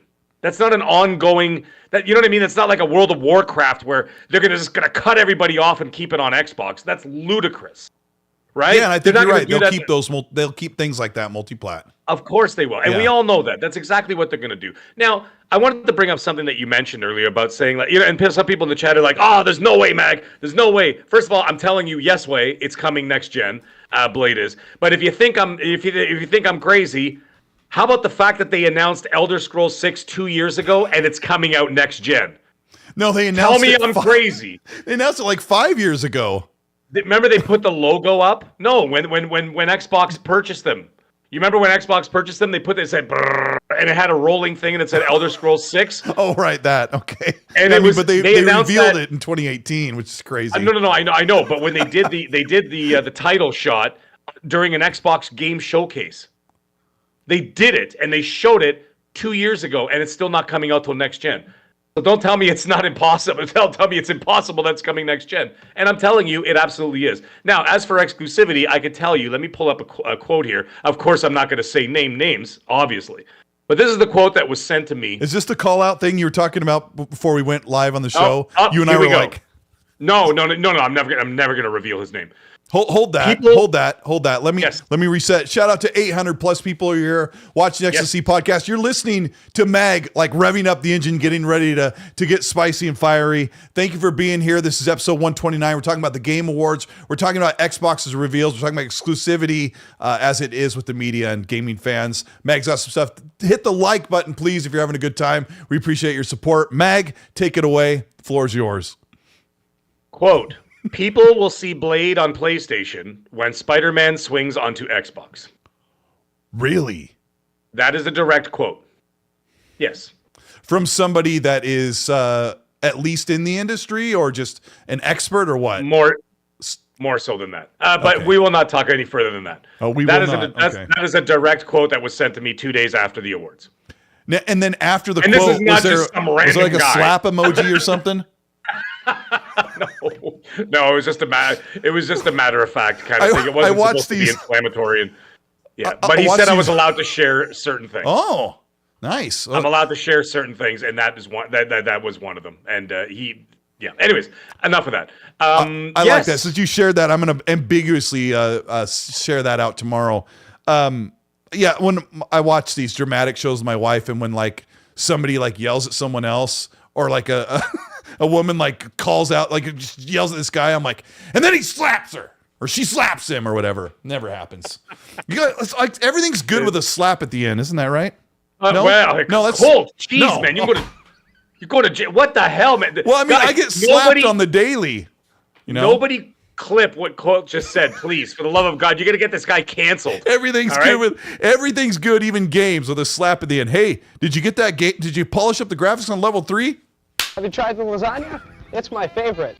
That's what it sounded like you said. Did you try? I showed my brother-in-law that clip, and I thought he wasn't going to laugh. And when he starts sawing that roast beef or whatever, he started dying. We had a good laugh during his birthday. Give me that. Give me that. Give me that. Yes, Frankenstein. Absolutely, right away. Give me that. Oh, shout out to Danny Passion, official good friend of the show. Thanks for the $2. He says a Blade announcement is buying the Xbox tax. Yeah, absolutely. Gamer by choice. Gamer by choice gives me the hard love, the tough love here. He says, thank you for the $5 Gamer by choice. He says, Colt, you are stuck in a bubble. Laugh out loud. If you are on X or Twitter, you are probably talking to console warriors or trolls. Most people are just happy for games. And he's not wrong. I was talking to a good friend before the show, and I asked him the same question. Like, is it just me? Is it like the environment I'm in? He goes, absolutely. He goes, if you go on to other gaming forums or just like all of the people are talking, they're super excited about a Blade game. And shout out to Special Nick for being in the chat. I know that he was holding on to some of this information pre-show, and he was biting down on the raw hide bone. Like, dude, me too, because people were busting my chops because they're like, what do you know? What do you know? I'm like, and I'm just like, I literally, like, I put my phone down, and then I didn't pick up my phone until after the reveal of Blade. Because I knew people were busting my chops, and when it finally happened, I'm like, all right, we could talk about it now. Because I didn't want to spoil it for people. Like, I mean, there's some who knew, not many, but there were some who knew. And, and it's just, you didn't want to spoil it for everybody. Yeah. It's not fair, right? Like, I don't want to be that guy. Oh, yeah. Because and I'm never going to be that guy. Yeah. A week before the show, a lot of people may have heard about Blade, right? And yeah. I remember days before the show, I was joking with a close friend and saying, gosh, I hope it's not a licensed character for Redfall free DLC in an announcement at the Game Awards. I'm like, I hope it's not that. And then I was sort of like, I don't know what studio is making it where I was before the show. But we were all like thinking it was probably Arcane Leon. And I remember a day or so before the show, we were like, I was talking to another close friend, like, don't say anything because I had friends that knew stuff was going on and they were staying away from it. So Yes. yeah, Manny says spill the beans, bro. The septic sauce in the chat. Yeah, he banned Special Nick by accident. Did you see it? He not banned him. He timed out Special Nick for 300 seconds by accident. He's like, I totally didn't mean to do that, but whatever, man. Someone, by the way, earlier he was probably trying to get Sean LeBrie, and shout out to Sean LeBrie for being. He goes, "You didn't tell me." Gaz, we're not going to tell you anything, okay? No, Sean LeBrie's like, you didn't tell me. Oh, Sean LeBrie. I thought you were talking about Gaz. I was like, I would tell Gaz nothing. Like, especially when people are under NDA for Starfield, and here's Gaz. Wonderful. It's a fantastic game. It's saucy. And we're like, Gaz, shut the fuck up. Gaz was literally playing the Suicide Squad beta, and he's like, I can't talk about it, but you can jump around the city. It's got this kind of combat. The character can do this, but I'm not supposed to talk about it, but you can do this in the open world. The open world has this, and I'm like, and I'm watching his show on my phone going, Gaz, shut the shunk up. Yeah, it's like, Gaz, shut the up. Shut up! Give me that. Stop saying something. Yeah, give me that. They're not going to give you anything anymore. By the way, I just want to address somebody earlier. He was actually from Brazil. I think his name was Arquinho. I love the name. He was asking you specifically, actually, if a Gears of War collection is real, and I can assure you it is 100% real. But I just want to answer that for you. Thank you, Meg. And I'm so shocked that I thought for sure we were going to see at least. I thought we were going to see both. I thought we were going to see the collection and a teaser for Gears 6, but people said no to that because I asked about Gears and he said no. He said Gears is not happening. And I'm like, come on. And I'm like, nothing? And he's like, nothing. So he was right. He was right. I mean, he is right because I talked to people that said it is more tuned for the big Xbox showcase and maybe a tease at a developer direct, but it's like one of those big showcase moments. But, you can't argue the Game Awards. There was 850,000 people watching live just on the YouTube channel. And I know he probably had just as many on the Twitch stream for that show. It was, I don't know if I want to get into this right now. Chat, let me know if you care about us kind of quickly critiquing some of the problems with Jeff Keighley and his show. I know we've broken down the way that games are nominated in the peer, that stuff's all out the window at this point. But for him to do a 4-hour show and literally give, I think it was 30 minutes of that 4-hour show dedicated to the people that made the games with their awards. I think big changes are about to happen next year because Jeff is going to be feeling a certain way and pressure from the general gaming community. What are some things that stood out from you that I really enjoyed the show, but what are some things you think are wrong with it? Matt. All right, I'm back. Sorry, I was grabbing it. I was grabbing a drink. Looking. Did you? No. I just turned it off for a second. No. I still heard you because my headphones were still going. Okay. Yeah. So what? Yeah. What do you think's wrong with the show? I liked the pace. You know what's funny? This show was actually 3.5 hours, whatever it was. And I actually sat through the whole thing. And I had no intention of doing so. I just wanted to watch like a little bit of it. I was going to be like, all right, I'll just go check in once in a while kind of deal, right? And then I just looked at the clock and I'm like, I just sat through the whole show. And I didn't get up once. And I enjoyed it. So it was entertaining enough for me that it didn't make, I didn't feel the need to get up and move. Where I've seen some of the previous ones were fairly tedious. And they were like, I was just like, oh God. Like, these are awful. And a lot of times I never even get through the ending. But I got through the whole show, and I really enjoyed the pacing. I loved it. I liked the spacing of the reveals, the spacing of the trailers mixed in with the awards. I think they did it. And the live performances, of course, which I thought were fantastic this year. And, I really enjoyed all of that. So the only thing is that I see people talking about it, and they're saying, hey, they should have given the devs more time to talk, that kind of thing. Yes. There's one thing that's always irked me about any I think awards. It's a minute, Mag. I think it's 59 seconds or something. Maybe you know what? More. A minute and a half is not. A minute bad. of like, you talking is like enough to rip my eardrums out and. Dude, I can write an entire novel in a minute. It's not a problem. I could thank the whole planet individually in 1 minute. And you do every week, yeah. I do. I try. So the thing is, actually, the one thing that irks me about any awards, I don't care if it's Academy Awards, Golden Globes, Emmys, Grammys, the Game Awards, The one thing that always pisses me off is that when you get two people up there, you get one guy who's going, and I like to thank my cousin's dog. And it's I like 30 seconds. They're correcting me, by the way. Sorry, Meg. That's 30 that's seconds. A little short. So you get one guy you changed. Okay. Sorry. And then all of a sudden you get the guy next to him who's trying to just thank his mother, and then they start playing the music because the goof next to him is like, and I'd like to thank my goldfish for always being there for me. And I'm like, dude, just shut up and let the other guy talk too, man. I think 1 minute per person is more than enough. 30 seconds is too short. That's a little too short. But where do you draw the line? Like, you can't have a four-hour show. But an extra 30 seconds per person, if you add that all up, is maybe 15 minutes. Right.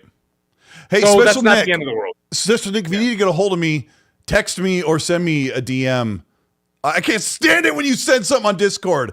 Unfortunately, the way I run the show, I think if I went to Discord, it might actually show up on the screen where Nick's like, did you wash your PS5 today? But I'll check it on my phone. I'll just be rude and ignore Mag for a minute. Let me just block Special Nick. But yeah, 30 seconds seems pretty short, but maybe that is 1 minute, I think, is sufficient. I think that's a good. I think 1 minute. But it's 30 seconds. That's the 30 deal. seconds is that's insane. That's way too short. If that's the case, then you know what they got to do. Oh, I hate Discord. How could they? You know what? The thing is, they moved along. They clipped at a good pace with the gaming. Like with the gaming, Jesus, what am I talking about? With the awards, because there was even some that they didn't even bother bringing people up on the stage. They would just call them off to the side. You know, when they brought Jeff over to the side, and he was kind of like on the pulpit there, and he's like, okay, and best community game, blah, blah, blah, blah, and the winner is bang, and then he goes, okay, and the next award, and he would just like rhyme off like 2 or 3, and then they get back to the show. I didn't find that the show dragged at any point, so I think that what's going to have to happen now is that they're going to have to, I know it's going to be upsetting to some people, but they're going to have to trim the fat and only pick the best of the best reveals and not have every single reveal in there. I understand that he needs the advertising money, obviously, right? Because otherwise this show doesn't happen, and otherwise the show doesn't improve. That's how right. That's how it continues to happen. That's how it continues to improve. You need that money. You need that revenue to come in. Now, that being the case, though, maybe he's going to have to get more picky and choosy as to who he brings in. Like, we can't have every single indie developer on the planet with all these trailer after trailer after trailer after trailer after trailer. I'm like, okay, maybe you might have to stick to maybe just a few indies, or maybe do an indie collage and then just do all bigger games. You know what I'm saying? Like, I think there were too many indie games in there.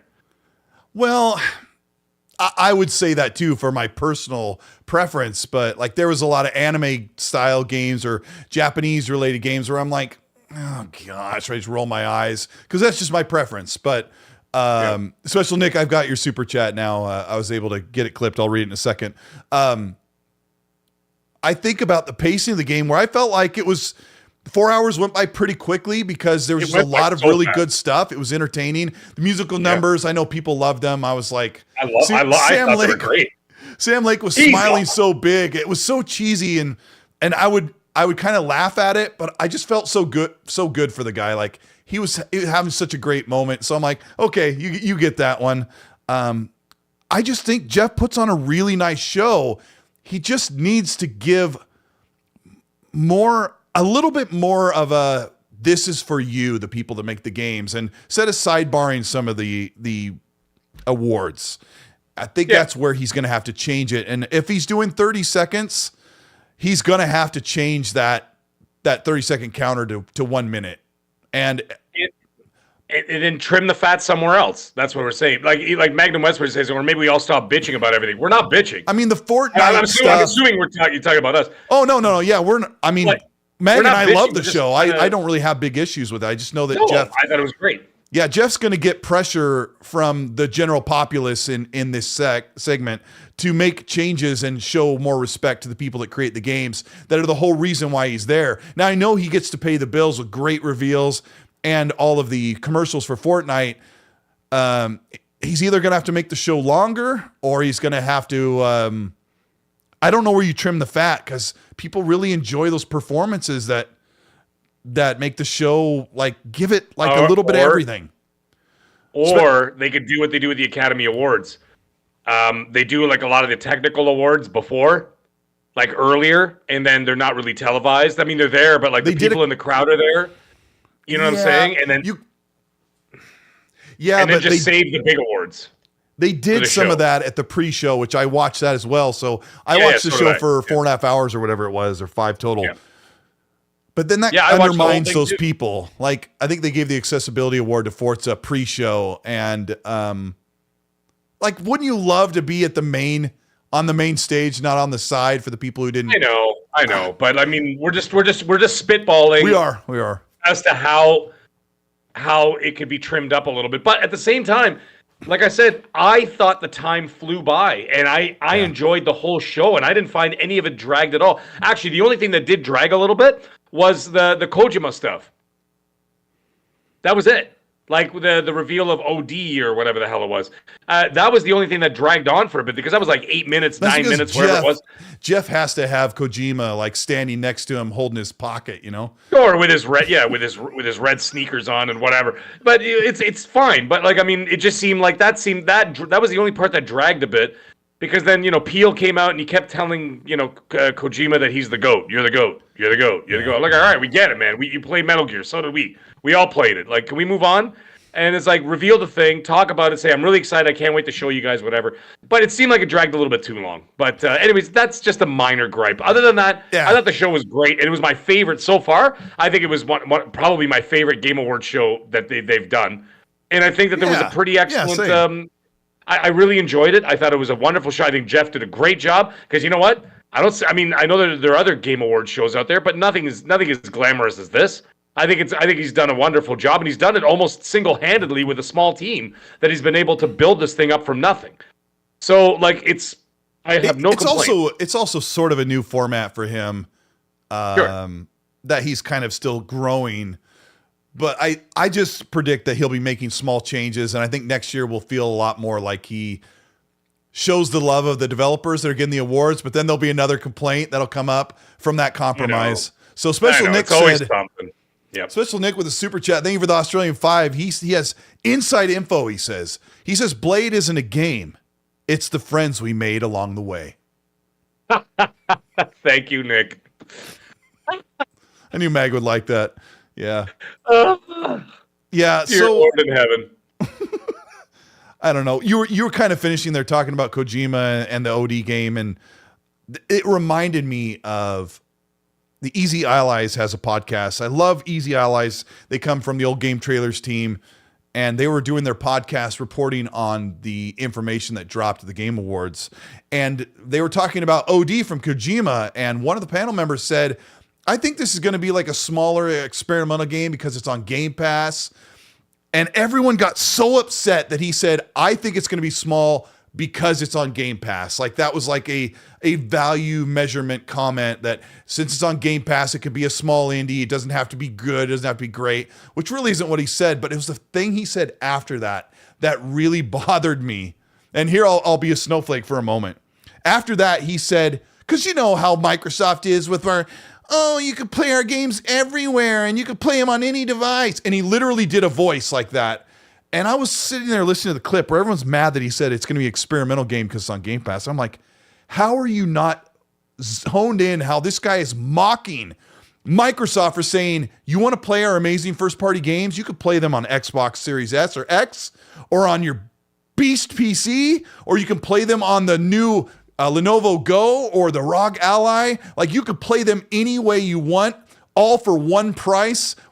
Play anywhere, play them on any device, continue cross-save, cross-platform, blah, blah, blah. And here was this panel member going, Microsoft says, we can play our games on every device and you can play anywhere. He's like, you know how they are. And I was like, I cannot believe that a games journalist is mocking Microsoft for being so pro-consumer and giving the choice back to the players to play it the cheapest way possible or at the most absolute high fidelity, spend your money to get everything you want to get out of the game. And he mocked that, saying, you can play anywhere. Did you try lasagna? Yeah. I mean, am I overreacting, Meg? Seriously. Yeah? I am? No, Yes, I am. you're not. No, I'm not saying that. I don't need you to patronize me. I don't need you. Meg, I do not. It's my favorite. I just punched that human so hard. I'm a little bit behind the stream. No, Come you're on, not Meg. wrong. You're not wrong. You're not wrong. There was a says patronizing Xbox tax. Xbox tax. No, there's a. Hey, I'm starting Guys, to come around a little bit. Just a little bit. I'm telling you, there's a PlayStation tax. Okay. Yeah. Well. All right. They won no awards this year, and that was voted by the media. PlayStation tax is real. Fudge Sundays.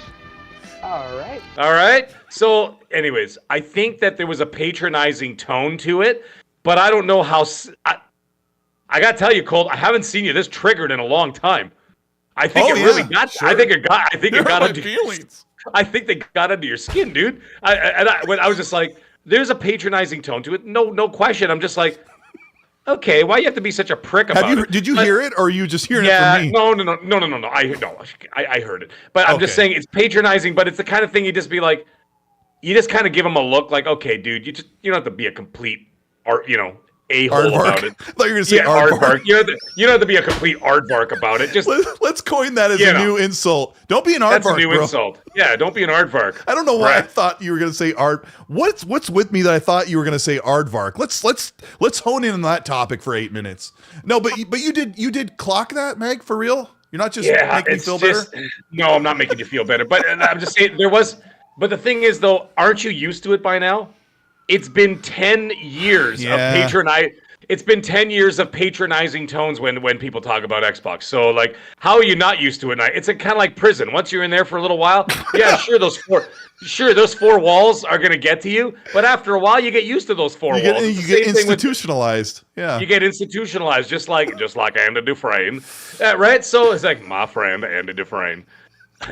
For 10 years, people would. That's it. Colt is getting swatted. If my kids are watching, I think the Christmas convoy might be going by our neighborhood. I hear sirens. Yeah, every year they have like fire trucks and then like the Coke truck, and they have them completely wrapped in Christmas lights. And I think they just went by, and they usually like to watch that. So anyway, I thought you were getting swatted by someone in the chat. They're coming for you, Colt. Gosh, can you imagine? Like what Colt said. Yeah. Yeah. Anyway, listen, what were you saying? You were saying what I was saying is that after 10 years since the Xbox One release, when people mention Xbox in any form, or like, not talking about like us or whatever normal people, I'm talking about like even people in the media or just people in podcasts or just people in general. Whenever they mention it, there's always a little touch of patronizing tone to it. So I'm kind of used to it. So I didn't really pull it out of a hat as much as you did, but man, that triggered the hell out of you. So I'm actually you're calling me out, I'm actually a little bit shocked. First the thing with Red Dragon earlier, and now this, and I'm like, God damn it. I'm having a great weekend. I think Cole needs a drink, man. He needs a calm his bones. And I'm not talking about Mountain Dew. I'm going to take a Toblerone and just melt it down and drink that. You know what? That's a really good idea. Where are we in the games, media, and journalists? Delilah, thank Delilah, who said it triggered me too. So she must have went back and saw it. So where are we in this gaming community and the journalism and media where they mock Xbox for not keeping their games stuck on one piece of plastic? And I know that it shows that people are so stuck in the early 2000s where they feel like, I grew up where my game was only on that one console and no one else could touch it. No one else got to play it. I'm so entitled, which Special Nick said earlier, the whole thing with Blade is all about entitlement. Like, I play on PlayStation. I do not miss out on games, and you're not taking Elder Scrolls, a franchise I grew up playing, from me, and you're not taking Blade. There was a great clip from a PlayStation-centric YouTuber who was like, yo, we're getting Wolverine, we got Spider-Man, we're getting Blade. All right, and he's like, R.I.P. Xbox, and then it took him like forever to realize Arcane Leon wasn't a multi-plat studio, because everything was fizzling, and they're like, and then he's like, oh yeah, he's like, no. I saw that clip too. But the thing is, what I don't get is, I mean, at this point, I understand. I mean, this is going to sound so ridiculous. I'm going to try not to sound like a complete jerk, but at some point don't in a try. generation, Just go natural. Okay. I was going to say, at some point in every generation, when the prices go down, and I understand, not everybody can afford everything. I get that, and especially these days, right now. These days, it's very trying times right now for a lot of people, and like some people are blessed to have great jobs and whatever else, and this crushing economy across North America is hurting a lot of people in a lot of ways. But at some point, everybody is able to get their hands on multiple ecosystems, right? Where all of a sudden you'll be able to get whatever Nintendo's offering, a Switch 2 coming up, PS5. I'm not expecting everybody on Earth to be able to have an Xbox, a Series X, a PS5 Pro in the fall, getting PSVR 2 the day it comes out. Not everybody can do that. Yeah. And I get that. But the gatekeeping of each area, I don't understand, because the thing is, at the end of the day, these companies aren't going anywhere. Sony is going nowhere. They are crushing sales. They are still they are doing. I understand, and the Xbox has got active users. The active users are climbing mostly through acquisition. Let's not lie to ourselves. They got a big boost there because they acquired a huge online audience with ABK. So their numbers are going up. PlayStation numbers are going through the roof. Nintendo's dropping right now because everybody's already got a Switch, for Christ's sake, and everybody knows that the Switch. True. Yeah. And everybody knows that the Switch 2 is coming out next year. So, or at least most people know. So, the diehards what I mean? Yeah, and so they know it's coming out. So everybody's not going anywhere. So it doesn't matter what goes where, who goes what. It's if you've got access to all these different things, it doesn't really matter. You know what I mean? And if I find out that Wolverine is coming out, I'm like, great, wonderful. I got PlayStation 5s in my house. Something coming out on Xbox, I'm in the ecosystem. I got Xboxes in this house. And, right? I got PCs in this house. I guess what's the difference? Let me say something not as nice. I don't understand it. Like, why do people have to celebrate hanging on to something? It's mine. It's mine. Mine. It's like, why? It's not yours. I'll say something not as nice as how you said it. If you're on social media on a smartphone and you're arguing about this plastic versus that plastic or what's available to you or not, more than likely you own a $500 console and you're buying all the big games as you want. So you bought a $500 console, you're spending $300, probably $500 a year on games. Is that fair to say? That the hardcore gamers probably spend $300? Let's just say $300. Let's say like you only play the biggest games, right? I mean, I still think that number's right. Okay, in American, in U.S. money, that's only 4 games a year at full price. So I guess it helps that I'm setting this up, right? Of course. Yep. $500 console, you're spending $500 a year on AAA games. Like, you can't say to me that it's not fair that you have to buy another console or build a PC to get all of the games. Now, I had a prominent journalist call me out for saying, Colt doesn't understand how expensive it is to own both consoles.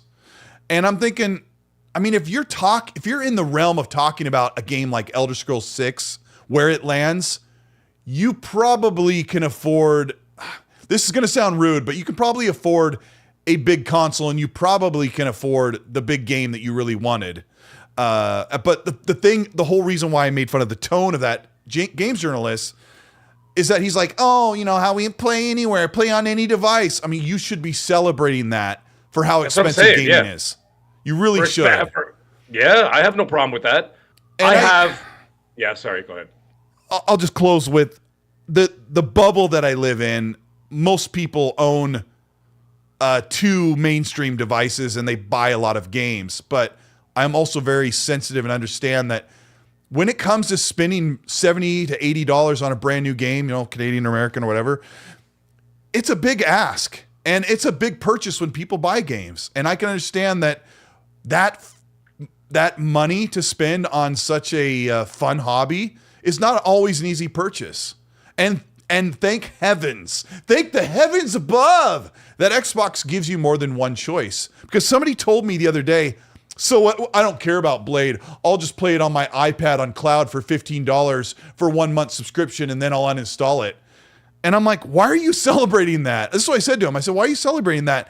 And then I'll move on to Wolverine. I said, you're going to buy Wolverine for $70, play through it once, and then your money's gone. Like, I don't understand the tribalism of nobody else gets my game. And I've tried so hard. People say, you always fight for the plastic Xbox. I am more about the studios and the games they're making, because the platforms have become so agnostic as PlayStation starts to move to PC. So, I don't know. Whatever. That's my speech. Yeah, I just don't get it. I don't really care. I just want the ecosystems to thrive. I want them to do well so that they continue on, and we get to continue to have wonderful experiences from all aspects, from Nintendo, from Microsoft, and from Sony. Yeah. And yeah. I just want them to continue. I don't want one of them to disappear. I don't want Microsoft to bury Sony. That's ridiculous. That's the worst thing that you could have. That could happen. You know what I mean? You don't want that to happen. I don't want them to go away. I love Sony games. I love them. I adore them. I love Microsoft games. I love Nintendo. Well, some Nintendo games. Not all. I'm not really into that stupid thing with the farming. What the hell is that thing with the stupid animals Animal Crossing. Animal Crossing. Yeah. I'm not into that. I'm not into that nonsense. No, right? But other Nintendo games, I'm playing Mario Wonder right now. Great little game. Love it. Fun. It's fun being the elephant. You can swat things with your trunk. Good times, I need to get that. Yeah, I need to get that. Oh, it's a lot of fun. I play it in bed. But the thing is, it's at the end of the day, I want them with all your to trunk succeed. or with the game? What? Okay, Colt, come on, man. What? I don't get the reference. I don't know anything. It's okay. Have you tried the lasagna? That's my favorite. But listen, at the end of the day, right. I don't care. I want all of them to succeed so I can continue having experiences in all different forms and all different ways. That's it. And I will consume them however I please, whether I decide to be part of subscription or whether I decide to buy them at full price or whether I decide to wait for Black Friday sales or summer sales or whatever and get them 50% off. I'll do whatever I got to do. But I'll consume them the way I want to consume them, and I don't really care where they go. Because at the end of the day, as long as everybody's doing well and making money, that's all they care about. That's all they care about. You think they care about us? You think they care about they care about the money. They care about the money. They care about money. Did they care about anybody in the chat? True 77, you're hilarious. Yeah, I saw that too. Do you think that Joe Dunmore? Do you think they care about us? Do you think that Phil Spencer cares about True 77 in the chat? No, he does. He cares about money. Phil messaged me and said that guy True 77. He's a real winner. He did say that. He did say that. He also said that Toblerone is the best holiday chocolate made available. And Phil Spencer would know because he flies to Switzerland to buy them from the source and then flies back. Phil actually puts that little angled 45-degree notch in them. Personally, he does it with it. Yep. Yeah. He does it with the corner of a Series X. He does. Yep. He does it himself, and he's been doing it for years. So just and so you speaking know, of and it Phil, makes that sound. Yes. And speaking of Phil, you guys understand that we ran the end of the clip. There we go. You guys understand that Microsoft could absolutely buy PlayStation completely out of business, completely bury them. And they wouldn't be allowed to, but they could technically. Yeah, I mean, but they could spin their way and go and circumvent around like that. They couldn't buy PlayStation. It's hilarious to say that though, but they don't want to. They don't want to because I'm pretty sure that they see a value in having that competition, and of course, absolutely. Even just looking at the monetary value, Phil Spencer himself loves that PlayStation exists and that they make these games that he can play as well. So he does play them. He loves them. He talks about them. He's like, when Last of Us 2 came out, what did he do? He congratulated Druckmann and the team and everybody else, and he goes, "What a great game! I'm really enjoying the game." Blah blah blah. Congratulations on a great product or whatever. He was out there playing the game just like the rest of us. Not The Last of Us, the rest of us. The rest of us. But, that's their Xbox's new exclusive, The Rest of Us. Yeah. So, but Festivus. Yeah, The Rest of Us. Festivus for the rest of us. Doesn't matter. It doesn't matter. So I don't understand the clutching of the this and that for whatever reason. I understand that you want to bring more people into an ecosystem in order to make it grow. Obviously, because you want to have more things. You want Microsoft to succeed, not Microsoft. You want Xbox to succeed. Because if they succeed, we will continue to get more interesting games from their studios. And that's wonderful. Right. If they got some interesting stuff coming out, cool. Otherwise, you're not going to get a Psychonauts 3. Otherwise, you're not going to get another Halo or whatever you're waiting for. Gears 6 and Fable and Elder Scrolls 6 and blah, blah, blah, blah. And hopefully Vegas. What the hell is it called? We can Fallout? get Fallout New Vegas 2 or whatever, right? We can get all those games. That. I know. Wouldn't it be wonderful? Or Fallout 5. Great, right? You want them to succeed. And I know people see a lot of the console war stuff. Somebody who said something to me about console war, and I'm like, well, I mean, it really is about, it's really about platform versus platform and what they offer when I say things. But the majority of the things that I am really trying to say online, Mag, and in videos is that people don't understand the direction Xbox, because it's kind of unorthodox to say, hey, you can play anywhere as long as you buy the game from us and you play on our Windows-based systems. And they're cool with that. And that's where because they want to bring people to Game Pass. And people have a hard time understanding that. And I just get a lot of people who say Xbox games aren't as good as PlayStation's. And right now they're kind of keeping up. So it's a big change. And I think it's okay. It's okay to see the underdog come back and start giving you great games. Boner Jams with a $10 super chat from Under the Bus podcast on Wednesdays. I spit when I said that. Under the Bus podcast. Boner Jam says, evening middle-aged sexual icon and Colt Thunderwood. I like that. Great names. Great names. Great show as always. Don't let anyone fool you. That Megatron prostrates himself to the altar of PlayStation. Holy Christ. Godspeed. Prostrates being a different word, but yes, I mean, Mag likes PlayStation more than I do. And that's why. I love it. In fact, I was going to message you today and say, Mag, you don't have to wear an Xbox hat. You know, people see through you. No, I'm just kidding. I actually have no PlayStation paraphernalia. I only have Xbox paraphernalia because this is the PlayStation, or sorry, the PlayStation clothing and stuff, it sucks. But the Xbox stuff is really cool. You go to their site, they got the jerseys. Like, this is a jersey. Check it out. It's not cheap though. This is the only Xbox apparel I own, and I got it from FanFest. Yeah. Oh, I got all kinds of stuff, man. I got hoodies and jackets, and they got all kinds of great stuff. I mean, you know, that's what happens when you're a corporate shill. They just throw you free stuff. Thanks, Phil. I can't wait for that Xbox Toblerone you're sending me. When I went to Xbox Fan Fest in June of this year, when you walk in through the line, they give you like a bag that has like, it's funny, they give you a bag with popcorn and like M&Ms because you sit in a theater and you watch on like a 100-foot screen, and in the bag was this shirt and a card for some Starfield stuff, which is pretty cool. Yeah. So everybody got this shirt that went to. But yeah, I haven't ordered any of the gear, but dude, the gear's amazing. I've got, my wife even has like the full, I'm sure some people have seen it online, you know, the full body pajama jumper, the onesie jumper thing. Yeah, the big onesie one. It's amazing. And I've got like Xbox hoodies and stuff like that. They make really good quality clothes. Like I got a Series X hoodie, and it's amazing. That's because they use really a PlayStation apparel company that they partner with. Well, greatness awaits, baby. Greatness awaits. They're like, we're putting Xbox logos on what now? Making some Xbox stuff. By the way, Tuggernaut in the chat, he says, Mag mentions Psychonauts on every stream. He's like, I need to finish the second one. Dude, let me tell you, it is a masterpiece. And it is hands down Xbox's best game this generation.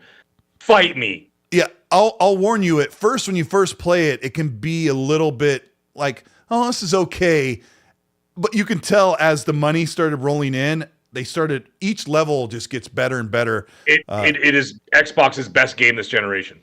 By the way, I do this a lot on the show. I have to clean my glasses because they get a little hazy. Tomorrow the next day, I'm picking up contacts. And I've been wearing glasses like every day for like 5 years. And I might be not wearing glasses on the show and it's going to weird people out. I'm not sure if I want to do that because I kind of like the glasses. But it's so funny how small my eyes look. But that's just something I might do. But don't freak out. Please don't freak out. But anyway, really good show tonight, Mag. I had a good time. We had fun. It got spicy at the beginning. I had to get some things off my chest. Sorry, hope I didn't offend anybody, but I really had to get it off my chest. What was the call-out thing that you were talking about? What did that end up being? There was something else, but like there was something else that actually bothered me a little bit, and it wasn't a lot of people. It was only a couple of people. And you didn't mention it during the show? No, I didn't mention it during the show. Now that you reminded me, let's have that before we. Well, this is what I wanted to call out, and I don't like it.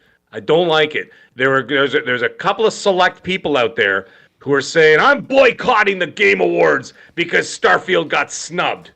blah, blah, blah, bliggity blah, and the Xbox tax and this, that, and the other thing and whatever, right? And I'm like, all right, cool, whatever. Hey, man, if that's what you want to do, go ahead. No one's going to fault you for that. If that's how you feel, cool, right? I respect everybody's opinion. However, Xbox had a great showing at the Game Awards, right? So showed some great trailers, some great stuff coming up, some great clips that, like all the games that we discussed on this show right here. Those same clowns who said that they were boycotting the show, they weren't watching it, whatever, they were the first ones, as soon as it went their way, they were the first ones to retweet, show the pictures, the Game Awards, Xbox won the Game Awards, and this and that. And I'm like, I thought you were boycotting it, you jackass. Yes. Right? That's and let me tell you something. I hate that. And you know why I hate it? Because you make the community look bad. I don't like that. And you know what? When PlayStation guys, when they get something hot, like some of the toxic guys, not the regular people, because I got a lot of PlayStation friends, and none of them act like this, okay? But there are some of the like super toxic guys. The reason why they throw stuff back in your... I almost went off on a tangent there. The reason why they throw stuff back in your face is because the minute you have an opportunity to do it, you do it too. And then the thing is that when you cry about it, you're crying about it, and then you turn around and do the same thing to them. So cut it out. You want to be the bigger man or the bigger woman? Don't do stuff like that. If you're going to boycott, stick to your convictions and just stay, listen, I'm not going to do it. But the minute that it started going your way and Xbox swung the hammer and they hit, all of a sudden now you're retweeting, you're this or that, the Game Awards are the greatest thing ever. Stop that. You're embarrassing our community. You're embarrassing the Xbox community, and I muted every single one of those people on social media because I don't want to hear any of their crap. That's to me, that's nonsense. It's completely hypocritical and whatever. Some people might call out my Pony 420 videos. My Pony 420 videos are just for fun. Yeah. Those are just goofy things that I just make light of and whatever else. No one takes those seriously. And obviously, how the hell can you take me seriously with that stupid horn on my head and whatever else, right? I mean... And that's just for fun. But that other stuff, come on, man. That's what bothers me.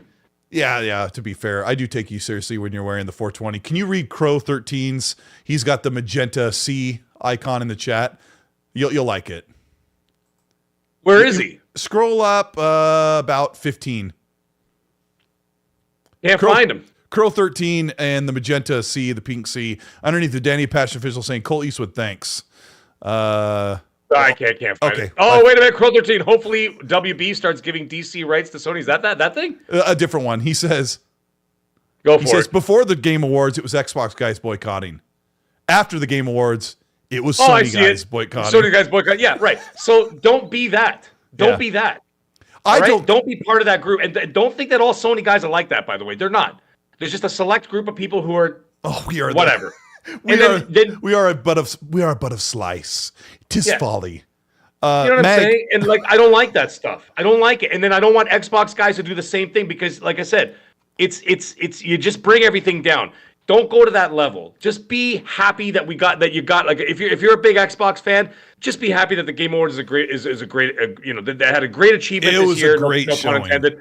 And they had a great showing, and there was a lot of positive buzz from it. Leave it alone. Leave it at that. You don't need to smash it in anybody's face. You don't need to be obnoxious about it. Just leave it alone. Thank God you had a great show. But also, don't be a fool because you were the same ones a month ago, when they announced the nominations, saying you're going to boycott the awards and not going to watch it. Cut that out. I gotta ask, Mag, what percentage of those people actually boycotted and didn't watch the Game Awards? They all watched the show. Every single one of them, because you know what? They were all. Listen. I wasn't looking at my phone up until the Blade thing, but I turned my phone around at some point because I'm like, okay, now we could like kind of openly talk about it, and I'm like, there it is, right? They were right there. They were all right there. They were every single one of them were right there, and some of them were even on podcasts doing live reactions. How about that? Isn't that weird? Hey, I'm just really glad that Xbox said we're going to make a major presence. Last year was super embarrassing when Phil had the awkward smirk when they showed Party Animals. And I really wanted them to stand up and say it with their whole chest. And I want them to continue to do that. And they did. As long as we're respectful, like when you make a statement on a forum or somewhere where maybe somebody from Xbox might read it and you say, hey, Xbox, we love that you guys had big announcements. Every time you do that, you get the whole community synergized for what you guys are doing. I know they see that and they react accordingly. I'll tell you this. I talked to people at Xbox. The developer direct has been listened to by us, the fans. We are mostly responsible as fans for our constructive criticism and our positive reinforcement of what Xbox is doing. Sure. That's the reason why the developer direct works. I talked to somebody directly and I said, that's directly involved with the developer direct. I said, that event is almost perfect. Like, it's a really nice length. It's got the reveals. It's in the middle during the time when you usually don't hear news from the platforms. I've talked to a lot of fans. We love it. And they said, oh, that's so good to hear. I said, keep it up. Just keep pushing harder and showing us more stuff. And I know they took that back to somebody. So we're doing a good thing. And I know Mag is like, we shouldn't mock people. And, I'll say, have a little bit of fun. Keep it respectful to personal have people. Fun. Make sure you're not disrespecting developers. Like, I know that we can say like, oh, Spider-Man got 0 awards, but when you say it, and I've been guilty of it, think about the people at Insomniac first and say, how can I do this to where, it hits the right way without being super nasty, I guess. I do it sometimes as well. But I kind of cut down some of the devs earlier in the show tonight. But like, at the end of the day, when it comes to some of that stuff, like, you gotta grow. There is a part of people that do have to grow a bit of a thicker skin and, not be so bloody sensitive. We don't have to coddle developers. They are providing a product just like everybody else who is in the workforce. Hey, my work doesn't coddle me. They don't coddle me. They don't coddle me at all. And trust me, when you want to talk about crunch, I'm out of the restaurant game now. Mm-hmm. The restaurant. I'm still in the hospitality business, but not in the restaurant business. You want to talk about crunch? Ask anybody who works in the restaurant or service industry between the months of October and January. When you have the Christmas rush, you're working 16, 17, 18 hours a day, 7 days a week. You go home and sleep for 4 hours and you go back for another 17-hour day. No breaks. You don't even get time to go to the bathroom. You don't get to eat. You don't get to do anything. And then you got customers coming in and just crapping all over you constantly, right? And that's just the way, because they're like, these aren't the nachos I ordered. I said baked, not fried, right? And then I'm like, I've been here for 17 hours. I don't have time for this crap. But you know what? People put up with it. And I'm just trying to say, I was specifically, I'm specifically talking about like even those guys from Activision. Grow up, man. You don't have to make, we sell more copies than God of War. Like, that's the kind of crap that needs to stop. Oh yeah, there was that. That did happen. That's what I was referring to as well. Like, cut that stuff out, man. And like, you know what? And listen. And by the way, if you make a bad product, we're not going to buy it. I'm not going to coddle you. I'm not going to be nice to you. I'll be nice to you. Excuse me. I'll be nice to you. I'm not going to be a jerk. But I'm saying, I'm sorry. Your product's just not for me. You ain't getting my money. That's all there is to it. And if you do that over and over, guess what? You're going to go out of business. Just like, what's it, the day after Gone Tomorrow, yesterday, whatever the hell that game is that came out 4 days ago, right? Yeah. That stupid game that basically looks like, the day after, whatever it's called. Yeah, the day after The Last of Us. That's like an old, 1980 nuclear war movie. You mean the Division 2? The Days of Our Lives? The Days of Our Lives. That's what we're going to call it. And then it comes out, what happened? Yeah, you tried the lasagna? Give me that. You like hot fudge sundaes? All right. But let me tell you something. Look at that whole situation. They took your money and they left. Do you think that guy picks up girls like so easy with that hair and that smooth voice? Dude, we gotta know where he is. We gotta find out where this guy is. I thought I found him on YouTube. Somebody had a picture of him. Here, David Moreau. What's up, dude? Sorry, he was saying some nice things in the chat. Oh, that's cool. Thank you, chat, for being here. We really appreciate it. Oh my gosh, we're at 666 watching. Holy, the number of the beast is here. You see, I told you. That's what happened. I cut a promo, and all of a sudden the devil shows up. That's what's up. Yeah. Achievement unlocked. No, but the devil has arrived. I did see the Old Country Buffet carver. It was him heavily filtered, wearing like the chef's hat. And it was like probably from 10 years ago, but I went and looked at the videos and it wasn't actually him. Someone like found his picture and maybe he was riding on that. Anyway, we got to find him. But we're gonna find him. We're gonna find him personally. We gotta find out where this guy lives. I need to know more about his life. I need to know what he did for the rest of his life after cutting that promo. I'm gonna find him. You know what? Let's have him on the show. You guys want Carver guy on the show? I think we need to have him. Can you imagine? Like, so what do you think about Gear 6? Can you imagine if we find the Old Country Buffet Carver and he's like a massive Xbox fan and like he just knows everything. He's like the biggest insider. Did you try the lasagna game? It's got 5 stars. The Sofa King goes, finally get to catch Colt and Mag live. Wait, he called you Sag. That's not cool.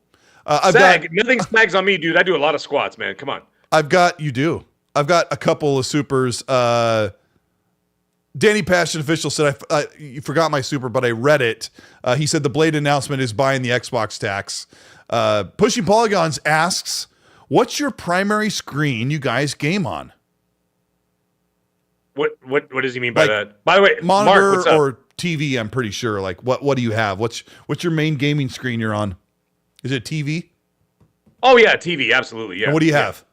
70-inch Samsung something or other. Okay. Yeah. The new Sorry, I don't 70-inch Samsung something or other. I don't know. Only at Walgreens. It's 120 hertz OLED, blah blah blah, whatever the hell it is. Yeah. That's my main one. I have I've only had a couple weeks. I have the 65-inch C3 OLED by LG, and I love it. And oh my gosh, my TV just listened to me. It's like, do you want to ask about Tim Burton? I'm like, no. That's like literally what it said at the bottom. Did you sure it wasn't asking you if you like hot fudge sundaes? You like hot fudge sundaes? All right. And then Deadplan adds the closing super chat as we get out of here. He says, thank you for the $2 super chat. He says, if I had to guess, is OD sort of Silent Hill? Gosh, we didn't even get into it, but there are PT and Silent Hill references in the game. So yes, I think there is. He wants to kind of like tie that in, right? I don't think it's a Silent Hills game specifically because that would be a licensing thing, considering that Konami has given the license out to 2 other companies to work on Silent Hill games. So I don't think he's going to give it back to Kojima and then Microsoft. Konami's not going to give that over to them and then let them work on that. I mean, unless they threw him like a gigantic bag of money. But the fact that it was called OD and not Silent Hills, maybe he was just making references to it. That maybe it's his vision for what he wanted to do for that game. Right, so maybe it's like a spiritual successor to his original idea that he came up with Guillermo del Toro. So you never know. Yeah, and I think he wants to kind of interconnect his worlds and reference them. And somebody told me a very interesting concept that this game is driven by AI and the cloud, and that the characters talking were told what to say, and then the AI was playing telephone and retranslating and reimagining and reacting in real time. It's all meta-human Unreal Engine 5 stuff too. So this game is probably not for me because it just seems way out there. But you never know, man. But it also could be extremely terrifying. The idea that the unpredictability of it, I think, is what's going to make it so fearful. Right. And because of that, because, let's face it, at the end of the day, human nature is always afraid of what it doesn't understand. What if, I know they want this for all players and screamers. What if this game wants you to use your headset or your phone's microphone to interact with the AI and see how the AI reacts in real time in the cloud, driven by DALL-E or whatever they're doing? And that would be really terrifying if they could find a way that like they could do something like that. Can you imagine like some demon gets on your phone, through the game and starts talking to you through you don't think that would scare the living crap out of you? And all of a sudden you're going to bed at night, you're staring at your phone that's on the night table now. You're like, please don't talk to me while I'm sleeping. It's not programmed. You know what I mean? Like if it was natural. No. Imagine that you got the opportunity to sit down and speak in real time with an AI bot. And I've seen videos where they do this and it's just a CG animated a bust in a head, right? And they're talking to this AI guy and they ask it questions like about the future and about AI taking over. And it's not pre-sequenced or programmed. Even though the person doesn't look scary and assuming, like the conversation can get really heavy. And I don't know how you rate something like that, but it could be. Yeah, dude, it could be really wild, man. Spartan 661, thank you.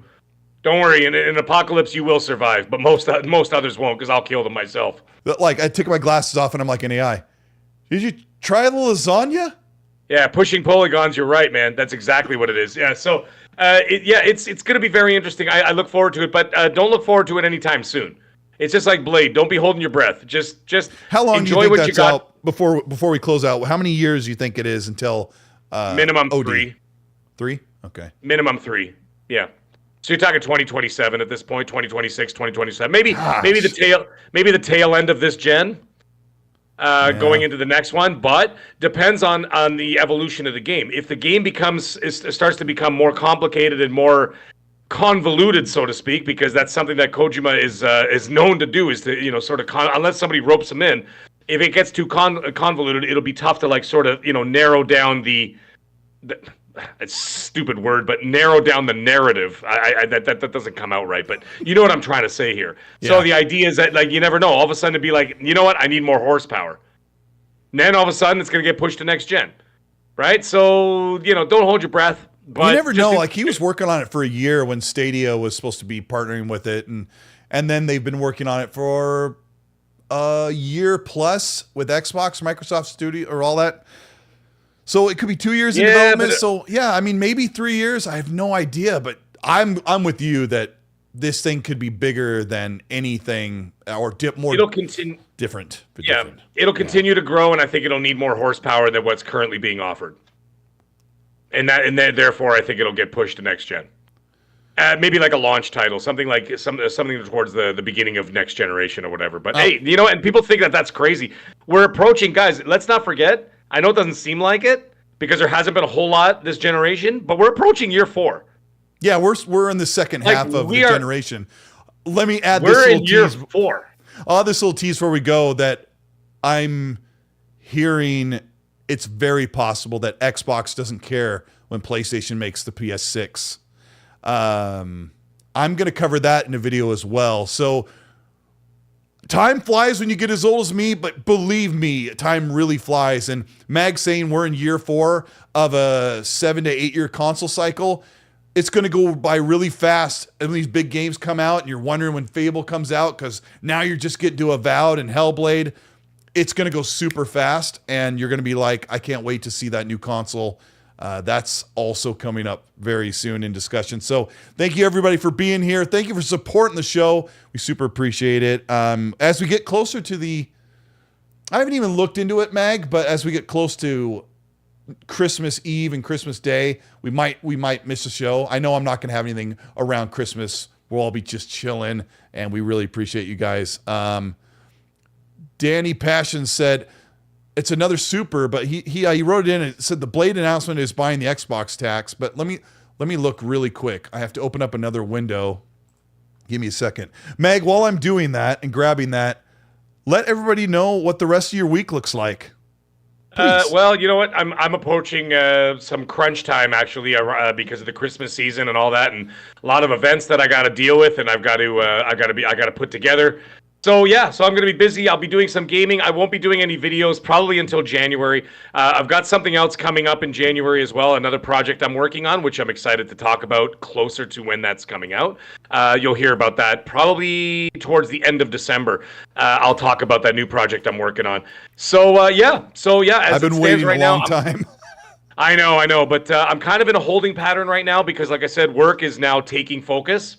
And I gotta focus on Christmas and New Year's, and I gotta make sure that all the events and stuff that I'm organizing for my corporation ends up all being a wild success. So I've got to focus on those things. So yeah, I'll be doing gaming behind the scenes, but I won't be doing a whole lot of social media stuff. So I'll be floating around though. So anybody wants to hit me up or talk to me about anything or want to play some games, just hit me up. You know where you can find me. So everywhere I am the Mag. That's where you find me.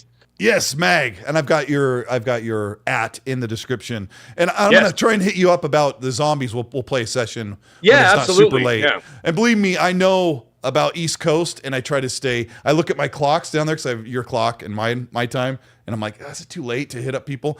Danny Passion Official, I found your super. Thank you so much for reminding me to be patient.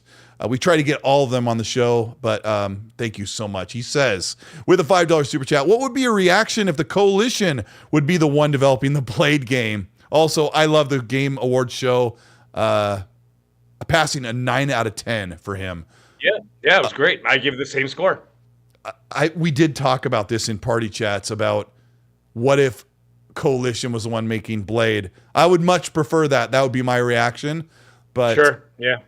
I'm looking forward to seeing what Arcane Leon's going to do. Let's see what they can cook up, man.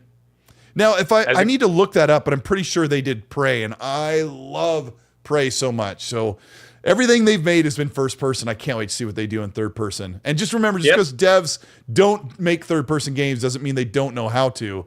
It's just where they usually develop, and it's just a matter of making animations in third person and making it work. And hopefully they nail it. But yeah, I guess even I'll say it, Arcane Leon hasn't missed, but before Arcane Austin didn't miss. So just keep your expectations in check. And hey, one last thing I'll say. Hey, if you get hyped and excited about stuff, or content creators that you watch, like Mag and I, get excited about stuff and you get excited too, that's okay. If games come out and they don't hit like you want, like maybe you thought Starfield was going to be game of the generation, and for you it's just like, maybe it's just your game of the year, that's okay too. Just have fun, enjoy your games. Thanks, chat, and everybody. Happy Bomb, Yudana Kizada, and all of the great moderators who hang out with you guys as well as keeping things in check. We'll see you. This has been a good episode. Mag, thanks again for everything. You rest up, bro. You rest up. No rest for the wicked. No. Bye, guys. Hit the like button. We're out of here.